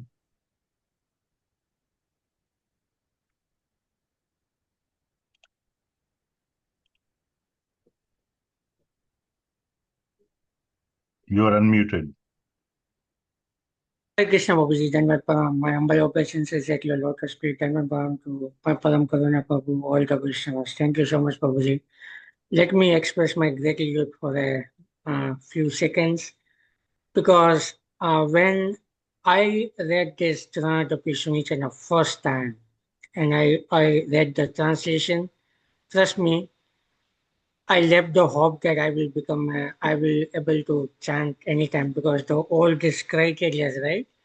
Tṛṇādapi sunīcena. So kind of lost the hope, like 50-70% that I cannot develop all these things probably entire my lifetime. So I will not be able to do that. But last week, when you presented Kanupriya Goswami's Tika and all this, at least it was a get that fear was sitting in the back of the heart somewhere, but you just removed it permanently, I would say, that what it is means. And it was a fantastic class last week, and of course, and top of that, today's class. So I'm now coming to the question, Babuji. So first, thank you so much for removing that uh, very old fear, I would say, first of all. And now coming to the question, Babuji, you mentioned three different things. In fact, you answered the half of the question by bringing out Chanakya Pandit's verses. So my question is, it was mentioned that we should be a slave of a Vaishnava. So basically serving. And then when when Chanakya Pandit verses, right, he's saying that okay, we should be with the Gop Seva to the such Vaishnavas. Now, Prabhuji, the thing is that we see so many kind of externally humility people are showing, right? Even in the Vaishnava community, we might see many times. So now the real question is, how do we find such Vaishnavas where I know we cannot find them in Google, so that I understand. So my like what should be, how do we approach like what should how we find them, because now not parameters I would say, but now we know that okay, how we will become humble, how we develop your humility, whom to approach, all these things we know the kind of a process wise. But to find a situation, especially when there's such duplicacy or humility, like external humility is prevailing in so-called so many Vaishnavas. So how we find, or how we discriminate basically and finding the real Vaishnavas, Prabhuji. So if you can, throw some lights, that would be great help. Okay. So it is specified by the Acharyas, what you're saying is correct. What he says is Srila Prabodhananda Saraswati, he says something in his Chaitanya Chandramritam. I like to share screen and show this verse. He says, Kalah kalir balina indriya vairi varga, Shri Bhakti Marga iha kantaka koti ruddha. Kalah kalir, the age is Kali Yuga, balina indriya vairi varga, and the senses, the network of the senses is very strong. And Bhakti Marga, the path of Bhakti, Kantaka Koti Ruddha, is obstructed by a million thorns.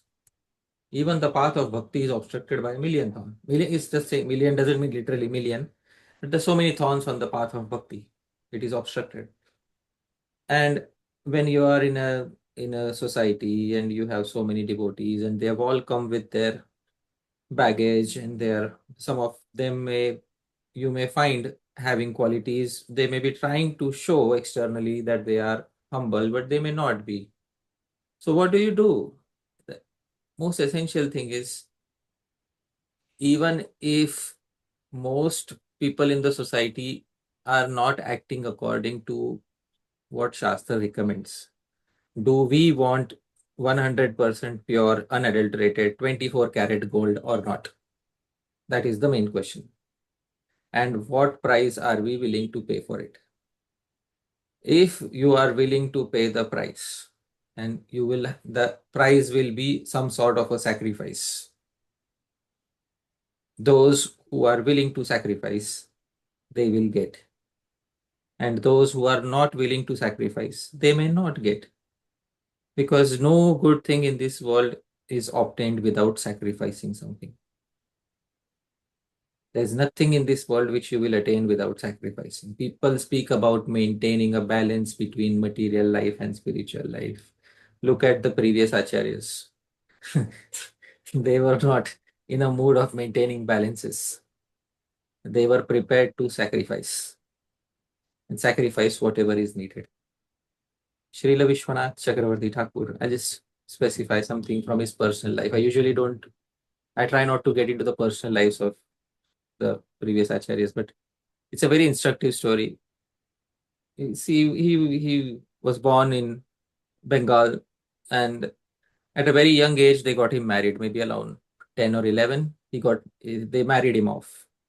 He was married at that time. He didn't even, I mean, at that age, you don't understand what are the complexities of married life. So later, Srila Vishwanath Chakravarti Thakur, he realized that he's not suited for marriage. He's not, if I have to attain the goal of my life, I have to sacrifice my ashram.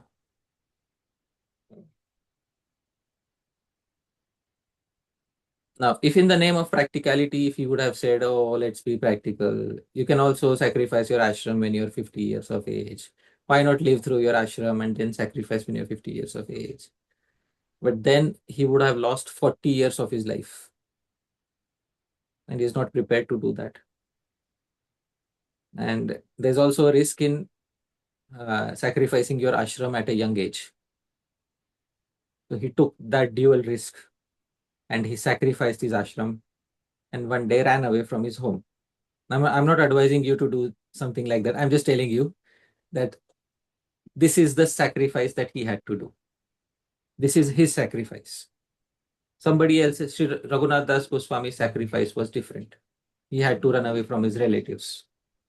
Shri Sanatan Goswami's sacrifice was different. He had to run away from Nawab Hussain Shah, his employer. Your sacrifice may be different. The question is, are you willing to pay the price? And if you are willing to pay the price, you can get it. And Bhagavan will tell you at a proper time what the price is, what price has to be paid, and what will be the result of paying that price. And when that will be obvious to you, and if you pay the price at the proper time, then you will be blessed with Vriddhopaseva. And when you're blessed with Vriddhopaseva, at that time, everything else will fall in line. So I hope that answers your query. Yes, Rohit, thank you so much, sir. You answered not only what I'm asking for, but even you answered that what I have to do to be into that position to, so basically you even given the entire picture starting from myself to that achievement. So thank you so much, Prabhuji. Truly, wonderful answers you gave, Prabhuji. Thank you so much. Thank you. Thank you. Thank you, Prabhuji. Prabhuji, it's probably a good follow-up or not follow-up, but I have a question on the similar lines. Sure. So, Prabhuji, like Kamani Krishna Prabhu pointed out, I had the same question actually. And the next question I had is that if we are, let's say, fortunate enough to get the opportunity to serve somebody like that, but then there is this thing that at least I feel that fear that familiarity breeds contempt, or when one is too close, then one may become lax or and miss a step and do some unknowingly, I mean not like knowingly out of malice, but just become little careless and then commit something, say something, and then heavily regret. What are your guidances how to stay fixed and and not slip while doing such seva? Yeah. So often it happens that when we get the association of such a person, the initial euphoria of attaining such an association is wonderful. Wow, we attained and we serve such a person. And after some time, we start nitpicking on the character, personality of such a person. And then because often the mind is a perfectionist, the mind expects the highest from the guru, whereas our own uh, uh, expectations from ourselves may be the lowest, but our expectations from the guru are the highest. My guru should be like the numero uno Gaudiya Vaishnav on the surface of planet Earth.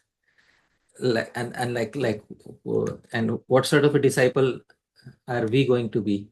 Well, I'm fully dependent on the mercy of my Guru.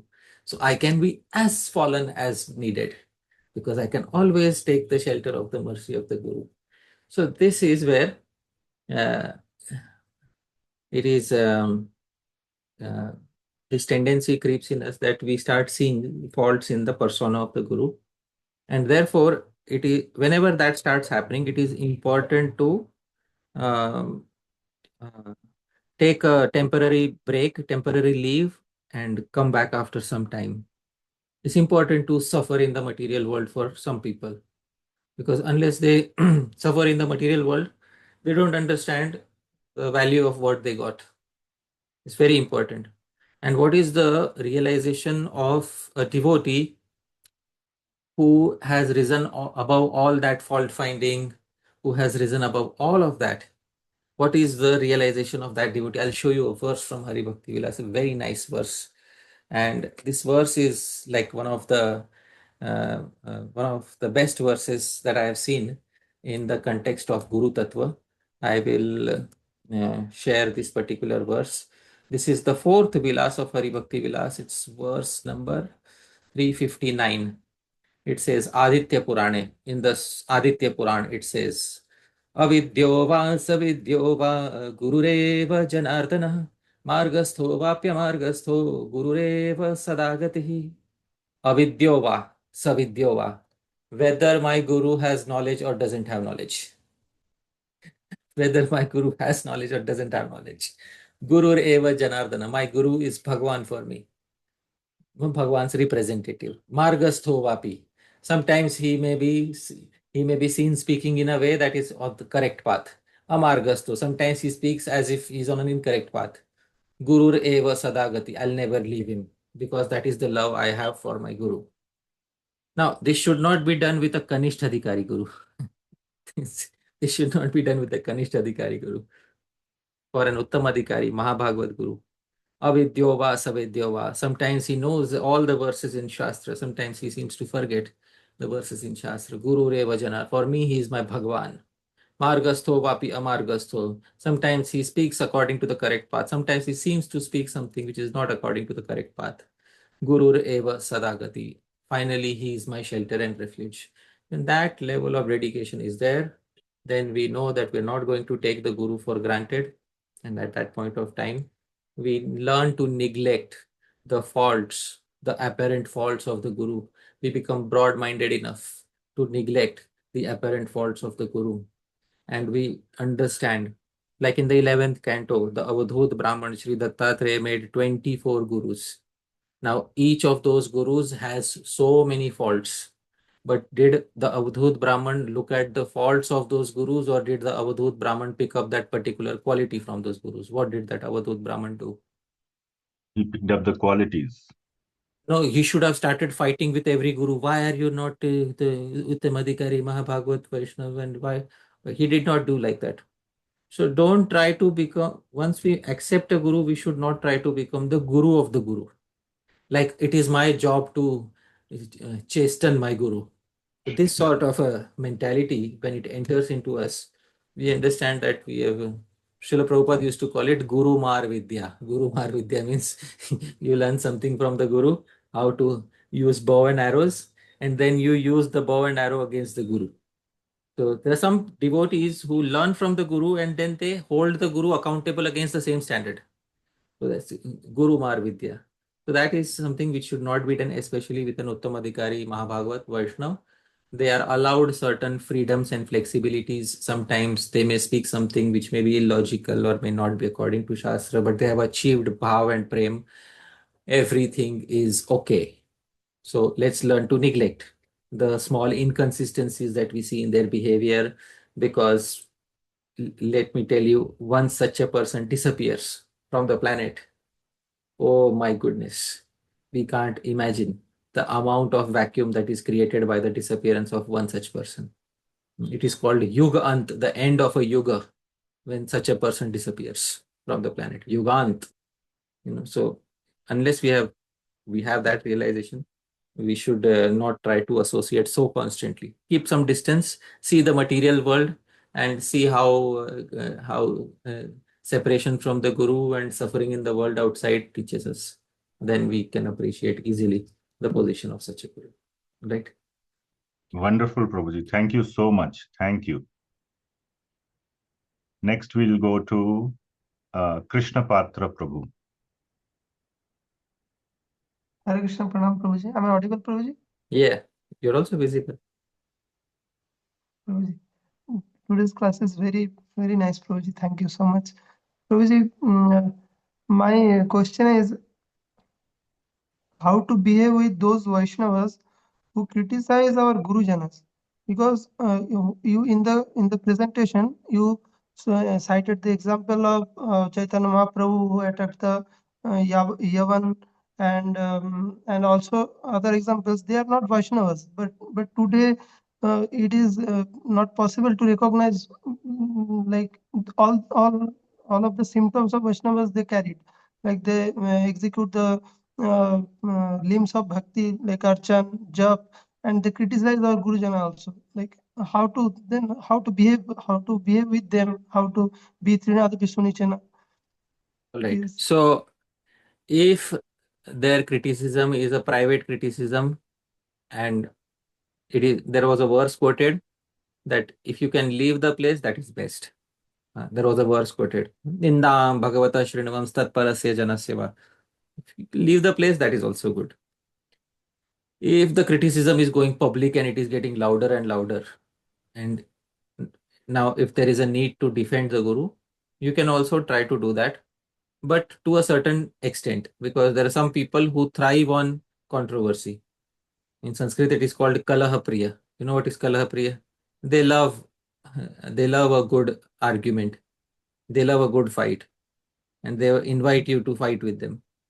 So once or twice, even if it is needed to do something publicly, you may consider doing that by consulting your god brothers and senior Vaishnavas. But otherwise, the best thing is to walk away from such a place. Public memory is short. People forget these things easily, and nobody remembers. Do you remember 1 year ago which Vaishnava was being criticized on the No. internet? No, no, I see. That's how short public memory is. That's the value of gossip. Gossip is like popcorn. You know how heavy popcorn is? That's gossip. Right. So it doesn't carry much weight. All right. Thank you. Thank you. Yes. Thank you, Prabhuji. Before we go into second round questions, there are some on the chat. I will try to read them. I have not read them before, so I'll just read them as is. Sure. This is from Kamanga Harini Mataji. Hare Krishna Prabhuji, my question is on the points based on the commentary of Srila Bhakti Rakshak Sridhar Swami Goswami Maharaj, where it's mentioned that tṛṇād sunīcena cannot be judged by madmen or non-devotees. But we see in our daily lives, these non-devotees are our own family members. Sometimes there are situations where we are judged harshly by them. Family members are the ones who have seen our past when we weren't practicing devotion.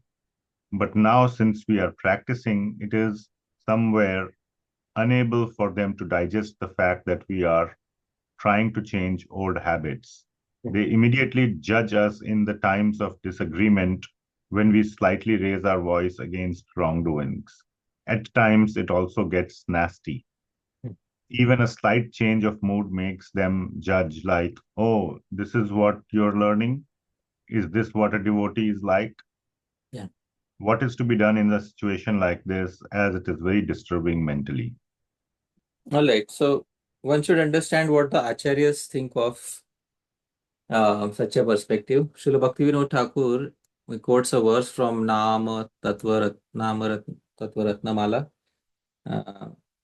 He says, Prag bhakte rudayat doshah kshaya vishishta evacha daivatpanyascha bhaktanam naiva alochya kadachana sadoddeshyam riteyastu mrishapavadam evacha doshan alochayatyeva sa sadhu nindako adhama.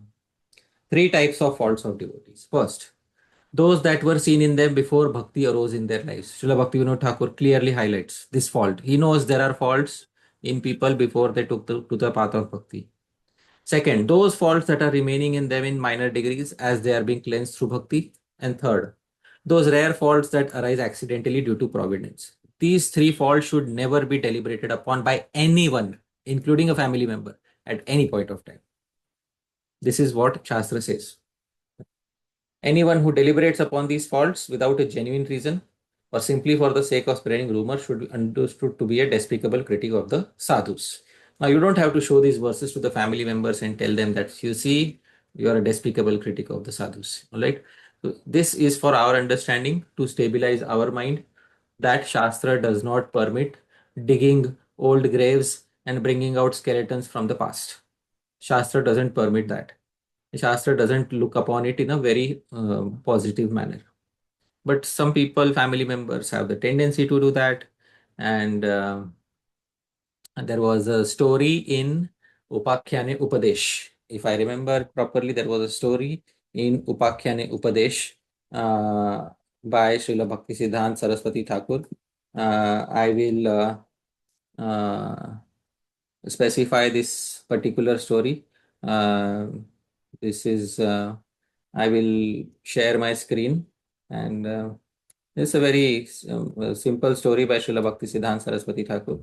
It's from Upakhyani Upadesh. So, naked Pancho. So, in a village, there was a boy named Panchanan. So, small boys move around naked in tropical areas. So, Panchanan used to go naked. So, neighbors used to call him Naked Pancho, like Panchanan's short, Naked Pancho. So, he was very bright. And so, your naked Pancho is very bright, people used to say. And he was very sincere. He got topmost position. Neighbors became more and more envious. And after a few years, Panchanan became a judge in a court of law. So then people, Pancho must have passed by cheating. Still, people used to call him Naga Pancho, like this. So although he had become a high court judge, people used to say about this. So that's a story which was quoted in the specified in the Upakhyan Upadesh. Relatives behave like that sometimes, because sometimes they don't like our progress. Sometimes they don't like the path we have taken. I have specified in the past, one should learn to be an okay man, not a yes man, not a no man. One should learn to be an okay man. And I have specified that verse often. That is from the 8th canto of Srimad Bhagavatam. Just so that it is once again clarified, I will share that verse again. That verse from the Srimad Bhagavatam where 7th canto, no? Yeah. Nirmama. Where it says in the 7th canto, where, yes, here it is, 7:14:6. I am sharing my screen. ज्ञातयः पितरौ पुत्रा भ्रातरः सुहृदौ परे यद् वदन्ति यदिच्छन्ति चानुमोदेत निर्ममः. An intelligent man in human society should make his own program of activities very simple. If there are any suggestions or, in bracket criticism, any such strong opinions from children, parents, brother, anybody else, externally agrees, yeah, that's okay. Internally, do what you want to do, which is favorable for bhakti. That is what the verse specifies. So that's how an intelligent devotee learns to deal with family members. So that is the answer to the query.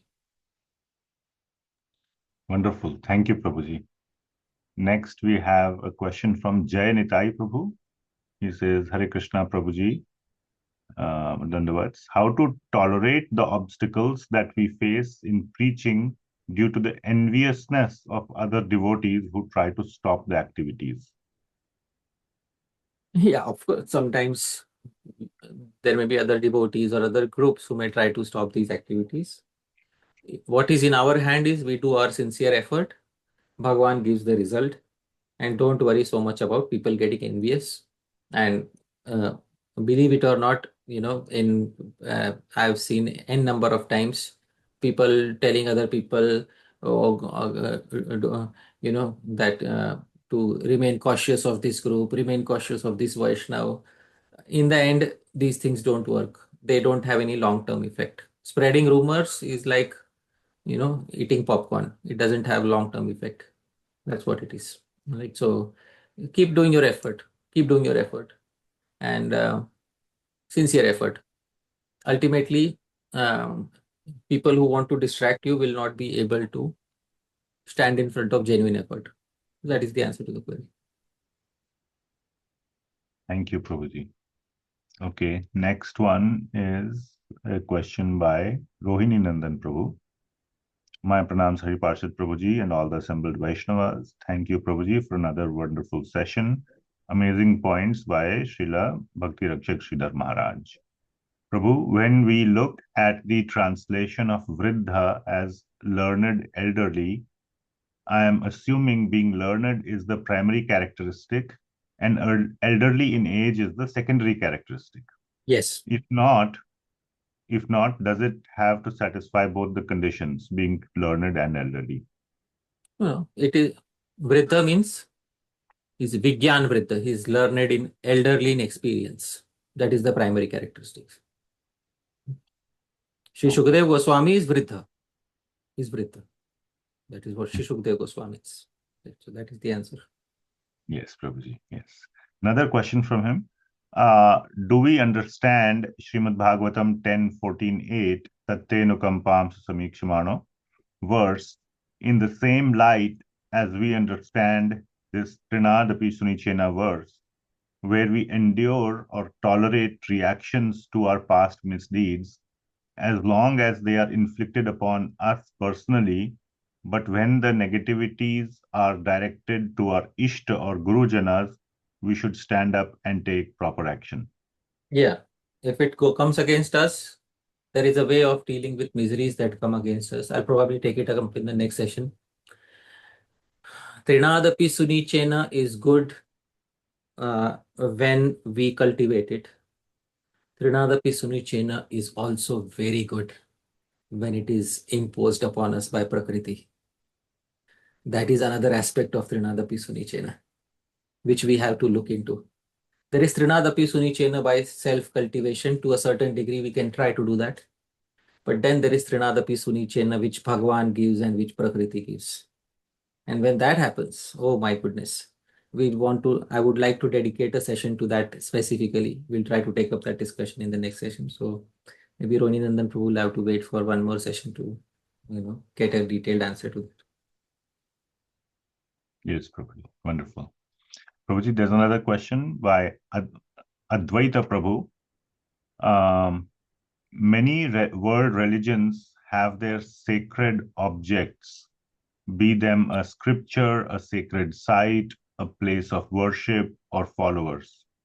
If members of different religions are fighting one another and are ready to give their life for what they consider sacred, do they all have the right to exercise intolerance? Do they all have the right to exercise intolerance? No, they do not have, all of them do not have the right to exercise intolerance, because dharma is where Veda is there, where there is Bhagwan is present. And why only Veda? Why not any other Shastra? So that is discussed in detail in the Tattva Sandarbha. Veda is that literature which is Anadi, Siddha, Sarva, Purusha, Parampara, Su, Laukika, Alaukika, Jnana, Vidanatvad, Veda, Eva, Asmakam, Pramanam.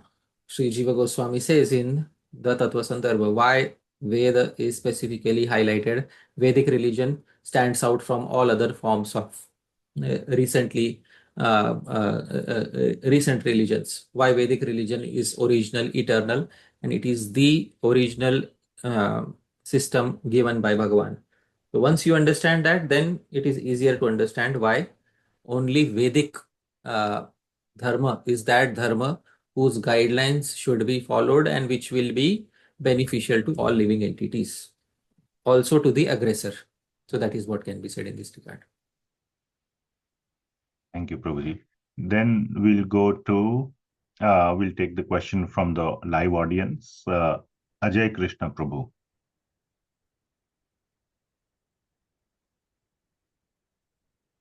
Can you unmute? Okay. We'll go to, Yes. okay. Yeah, Hare Krishna, Prabhuji. My Hmm. question was that you were mentioning many statements that how to deal with the non-Vaishnavas, aggressors, and people who blaspheme and all the devotees. But in some peculiar cases, let's say if someone who is against us, I mean, not in the against, not in a very derogatory manner, but some our ideas don't match with if it is a Vaishnava on the other side, and he is also right on his extent and we are also quite right on our extent, and it creates some kind of contradictions that you may have also seen personally, and we everyone has seen personally. So I mean, how to tackle that situation when the other party is also from the Vaishnava, also a Vaishnava? We should give other people their breathing space. Everybody deserves to have their breathing space where they can live according to Shastra. If their conclusions are according to Shastra, so live and let live. That is how we can, because there were so many Gaudiya Vaishnava groups at the time of Srila Bhaktivinoda Thakur. Many of them were bona fide, some were not so bona fide against Shastra. Srila Bhaktivinoda Thakur did not say anything about the bona fide Gaudiya Vaishnava groups. Although they may have said something critical about him, he did not say anything. They need their space, so they should have their space. But if there is somebody who's completely behaving against Shastra, against the Parampara, then we may decide to say something. Otherwise, everybody should be given their space, their breathing space, and they should have that freedom to have their own little sangha where they can practice bhajan in their own way. So that is what can be said. Oh, okay. Yes, Prabhuji. Thank you so much. Thank you.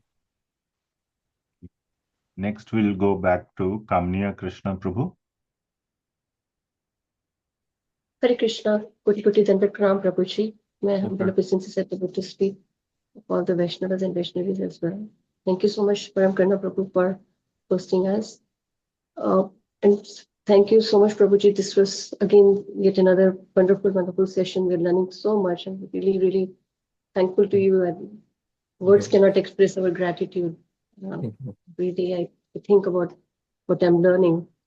So, Prabhuji, my question here is, you were talking about the point where you were talking about aggression, and you said you quoted Srila Prabhupada that he's advising to have guns to protect. So this is on the level of, I would say, physical, right?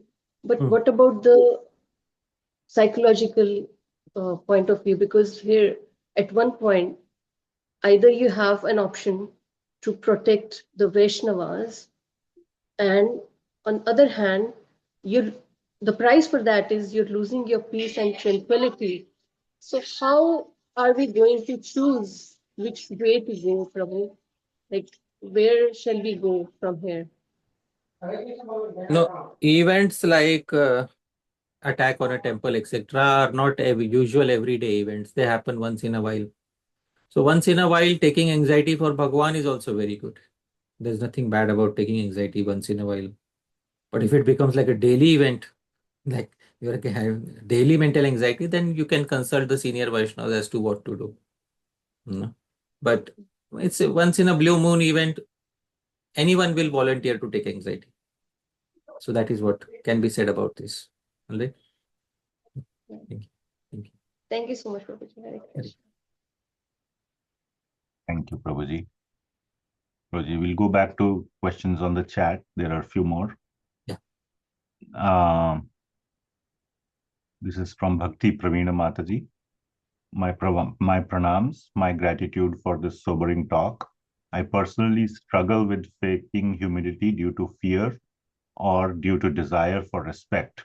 To the point by Shri Vallabhadeva that you brought up was especially sobering for me.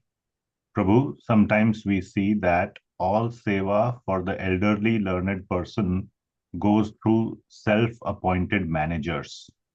In such a situation, is it necessarily a sign of pride if we try to find loopholes to serve the sadhu directly? Thank you so much. That's just me. All right. So sometimes there is an elderly learned person and their seva is already fixed by a group which is close to him. So we respect that. We try not to do anything to disturb that particular group. But we should make sure one thing, that we should make sure that the elderly Vaishnav thinks positively about us, thinks good about us, does not have a negative opinion of us. And as long as the Vaishnav has a positive opinion of us, whatever little seva may be allowed for us is also good. Because sometimes you may not be able to enter into that inner circle of servants, because already there are people who have taken up those spots. But as long as the elderly Vaishnav is thinking positively about us, and as long as we're able to render one seva properly, that is also very good. That is also really very nice. So sometimes an elderly Vaishnav may notice that this person is good in one seva. Oh, wonderful. So let's specialize in that particular seva. And then that seva becomes ours, because we specialized in that particular seva. So there may be ways and means to do such seva, and then the Vaishnava may notice our sincerity, and then he may remember us for that one seva which nobody else did, but we did. So there is always a scope of doing something like that. So Bhagwan gives the intelligence, and according to the intelligence given by Bhagwan, and according to the adhikar that we have with that particular Vaishnava, we should always try to render some positive seva, not try to force ourselves, or not try to get into any sort of politics with the group that is serving that Vaishnava. So that is what can be said. Thank you, Prabhuji. Another question from Kanai Sundar Prabhu. Prabhuji, if the path shown by the Diksha Guru, who is always, in brackets, who is always at a distance and upon whom we have great respect but not much intimacy, bracket closed, and Shiksha Guru, bracket open, who is directly involved in each and every event of our life and has been teaching and guiding us very intimately, bracket closed, becomes contradictory to each other. How do we decide and go ahead to ensure our spiritual well-being? Well, the Diksha Guru is always at a distance. Why? Why is the Diksha Guru always at a distance? This is something which should be pondered upon. There should be some times when the Diksha Guru is not at a distance. And I am a firm believer in this. No matter, there should be some times, at least once a year, when the Diksha Guru is not far away. And if we knew that the Diksha Guru is permanently going to stay far away and we still took Diksha, then what can be said? So at least once a year, once in a while, there should be up close Sangha of the Guru, Diksha Guru, where we can clarify with the Diksha Guru. See, this is what my Shiksha Guru said. But I've heard you say something different. Can you please harmonize? And if there is zero access to the Diksha Guru, well, the only recourse is to go to the Shiksha Guru and say, please, can you harmonize what my Diksha Guru says? But why to burden the poor Shiksha Guru with that sort of a thing? We should never burden the poor Shiksha Guru with that. Why? Because it's our choice we made, that we selected a Diksha Guru with whom we are having zero contact. So that choice was ours. Why should the poor Shiksha Guru pay the price for our choices? So that is what can be said. Thank you, Prabhuji. Thank you so much. We have another question from Bhakti Praveena Mataji. Some devotees mix the teachings of modern psychology with Gaudiya Darshan. For example, they would claim that we should separately develop basic human empathy in order to understand the bhavartha, essential meaning of the words in the heart of the original speaker. Would you be open to share your standpoint on this? Thank you, Prabhu. Well, training in Kavya, training in poetics, aesthetics is a part of Vedic culture, is also a part of Gaudiya Vaishnava culture. Today they call it psychology or whatever. You may call it that, in Manovigyan as it is called in Sanskrit.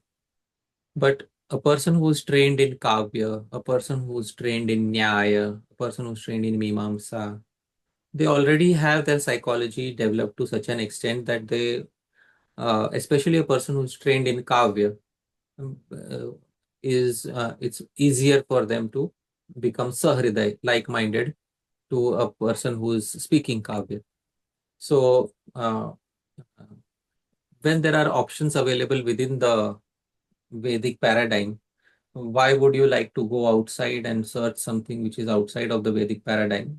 I agree there may be many good things outside of the Vedic paradigm, but when all the good things that need to be known are present in one place, why not just take it directly from there and benefit yourself?